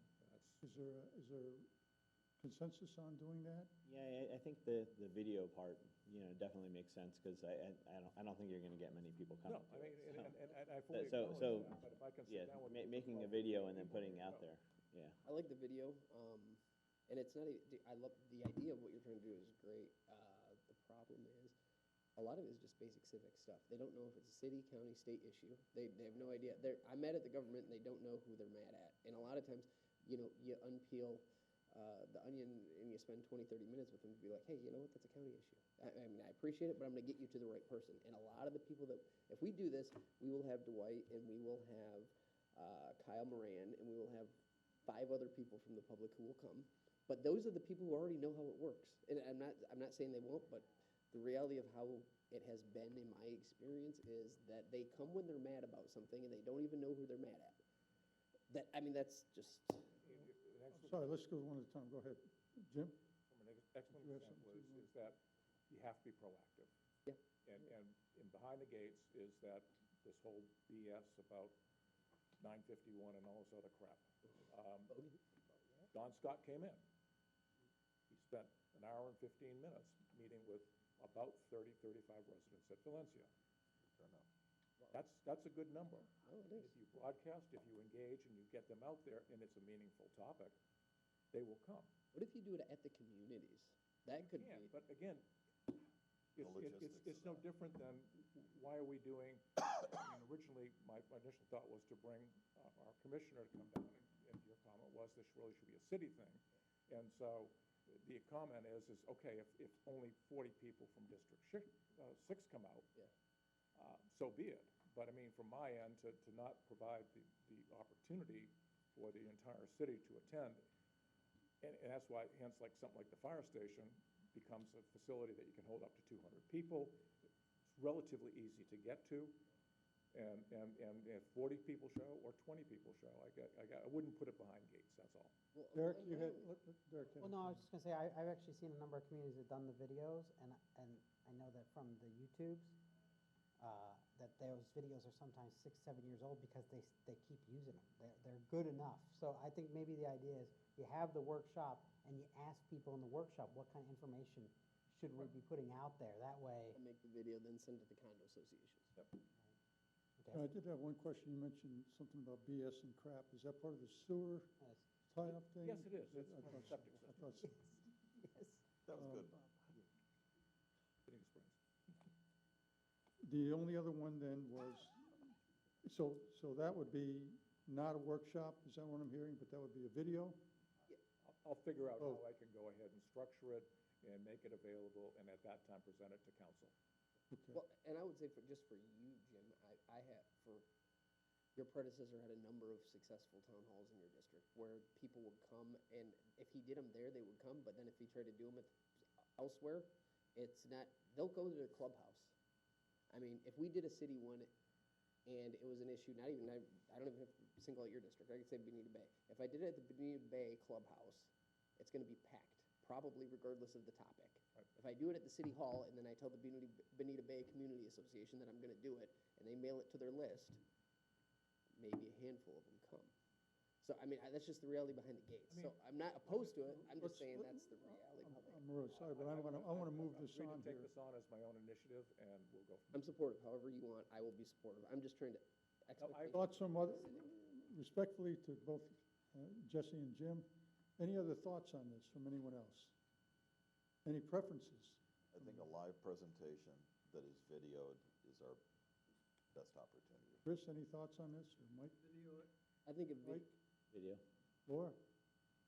Video with PowerPoints on our website, Jamie, dot, anything to dot, add? dot. Anything to add from what, okay. from the video. Sounds like then standpoint, that, Bob, Jim, from the video standpoint, I heard one person say, do the video of the workshop, and then also, I think Jim was saying, let's do a 2-minute, 3-minute, 5-minute instructional Right. video. So 2 different things I'm hearing, so I just want to make sure I'm we're hearing all. the instructional video. I'll worry about it and draft it and bring it on a green sheet, we'll Okay. discuss it from All right, sounds like one we're gonna move on, but it'll be brought back up. That's one of those items that hasn't been forgotten, but you're gonna see it in the future. Then the only other item, the final one, had to do with strategic planning process, whether or not you feel you need to have that as a workshop item, or if that's something that, you want to discuss that. What did you say? I'm sorry. Strategic planning process, I think that what was described, and I think this came from Jim, was more long-term, where you talk about a vision of the city long-term and how to get there with a mission or something. Is that something that you want to, I think it was, 2014 the last time there was some kind of effort done along those lines? It was 2 days that it was off-site. And typically, every 5 to 10 years, you take a look at that and do that. So it may be right now that it's 11 years to consider it. Bob, if I may ask, Arlene and Matt, we had a meeting, there's a problem, or not so much a problem, an issue or challenge that we may have we come under stormwater resiliency, et cetera, where some of our older communities have issues with flooding. There's some that are self-created.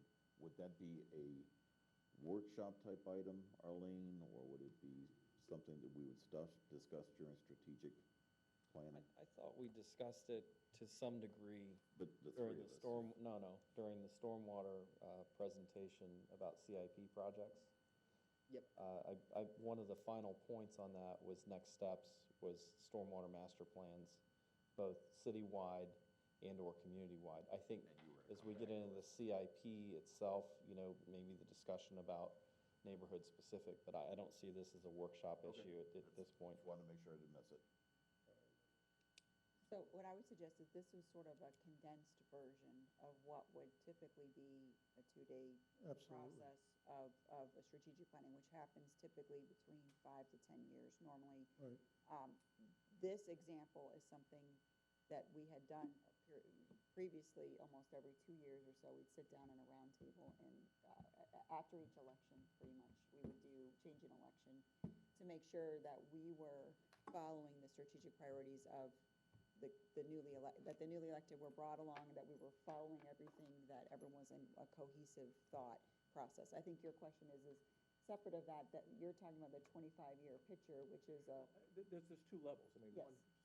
Ideally, we're gonna go from 58,000 to about 85,000 in theory at 1.5% growth. Okay? And with that, that's gonna be a variety of infill, it's gonna be a variety of developments, it's gonna be a variety of things that they're all gonna impact our roads, it's all gonna impact our services we deliver to the community, all of these things that are out there.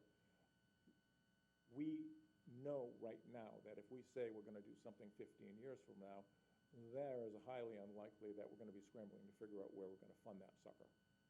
And the primary concern is, to Arlene's point, it becomes a 5 to 10 year discussion which is more tactical, but at the same time keeping in mind the vision. And my theory is that it's something, to your point, that is touched each year, that, okay, folks, you all received the strategic plan, is there any issues moving forward? We basically bless it moving forward, that there's no change, and it's just an annual thing to check the box to make sure we're not going off the thing. And we've gotten the public input to that, that's all. Jim, would this be something that you could combine with the future land use item that you were talking It about? could, I mean, like I said, there's a variety, it's, Well, this What's They the are city two look like at build-out, and then? well, I think this is more broad than that, though. You're asking of, like, facilities down the road. What are we looking at as far That as? could be part of it. But facilities, you work There are- backwards from the future. To your point, those are tactical questions in terms of facilities, parks, but it's more, where do we want to grow? Looking for what the vision is. Where do we want to grow? I mean, it's like Vision high-end, statement. I look at what we've done downtown, and I just say, people want to be in that 6 to 8 blocks for the convenience of what the heck we're built downtown. And we almost have to extend that downtown district, and I don't know how deep we are along 41, to go ahead and incorporate that as we go forward with our zoning, our densities, and all that other type stuff moving forward, that we're locked into kind of the next few years as to how we make that stuff happen. And that's my only vision, for lack of a better term. Maybe the idea of having that, as Eileen mentioned, it could be, take a couple days for a strategic planning process. Maybe that in itself is going to be a workshop. It's a multi-day workshop that you could, as opposed to having a workshop just to talk about explaining strategic planning. I mean, you could do that, because again, there's scores of ways of doing that. But if your staff comes up with a process that they recommend, perhaps. We've changed a lot And- since 2014. No doubt. And as a matter of fact, if you look on your website, I don't think you'll see a strategic plan on there. And so you're going to want to have something, when we talk about transparency, that's right there, bold. People know what to, what you want them to think about Bonita Springs long-term. So, Yeah, I think Jim raises a good point. I might say it a little bit different. More eloquent. Standpoint, if you look at the limitations in terms of the scope of our government, we're not including the fire department, we're not including Southwest Florida Water Management. We have to contract for LCSO, so forth. So how do we go about the process? How does council go about the process of trying to figure out how we plan for the future, whether it's 25 years or 20 years or 15 years? How do we develop a long-term plan for the city going forward? Phoenix, for example, I almost moved to in 1968. And somewhere along the line, they got a long-range plan in place to build their highway systems and their infrastructure. So, we have to have that kind of capability, but we're limited in terms of, resources, in terms of the outside, we're city light. And in terms of, we don't have the reserves or the extra money to have like a planning staff or an economic development division or department. So what's the right way for Bonita Springs to plan long-term? We can do short-term planning pretty well. I mean, that's part of our budgeting process. That's part of this process of looking at strategic short-term initiatives and tactics. How do we go about the long-range planning process? And I think that's worthwhile to have a discussion. Anyone else agree to add that as a workshop item? Discussing long-term strategic planning. I agree. Healthy. Anyone have any problem with that? A contrarian opinion. Okay. You like that, Eric? Well, I still like the BS and the crap. Lars worded I like how that ties right in with I sewer. apologize. No, I'm kidding.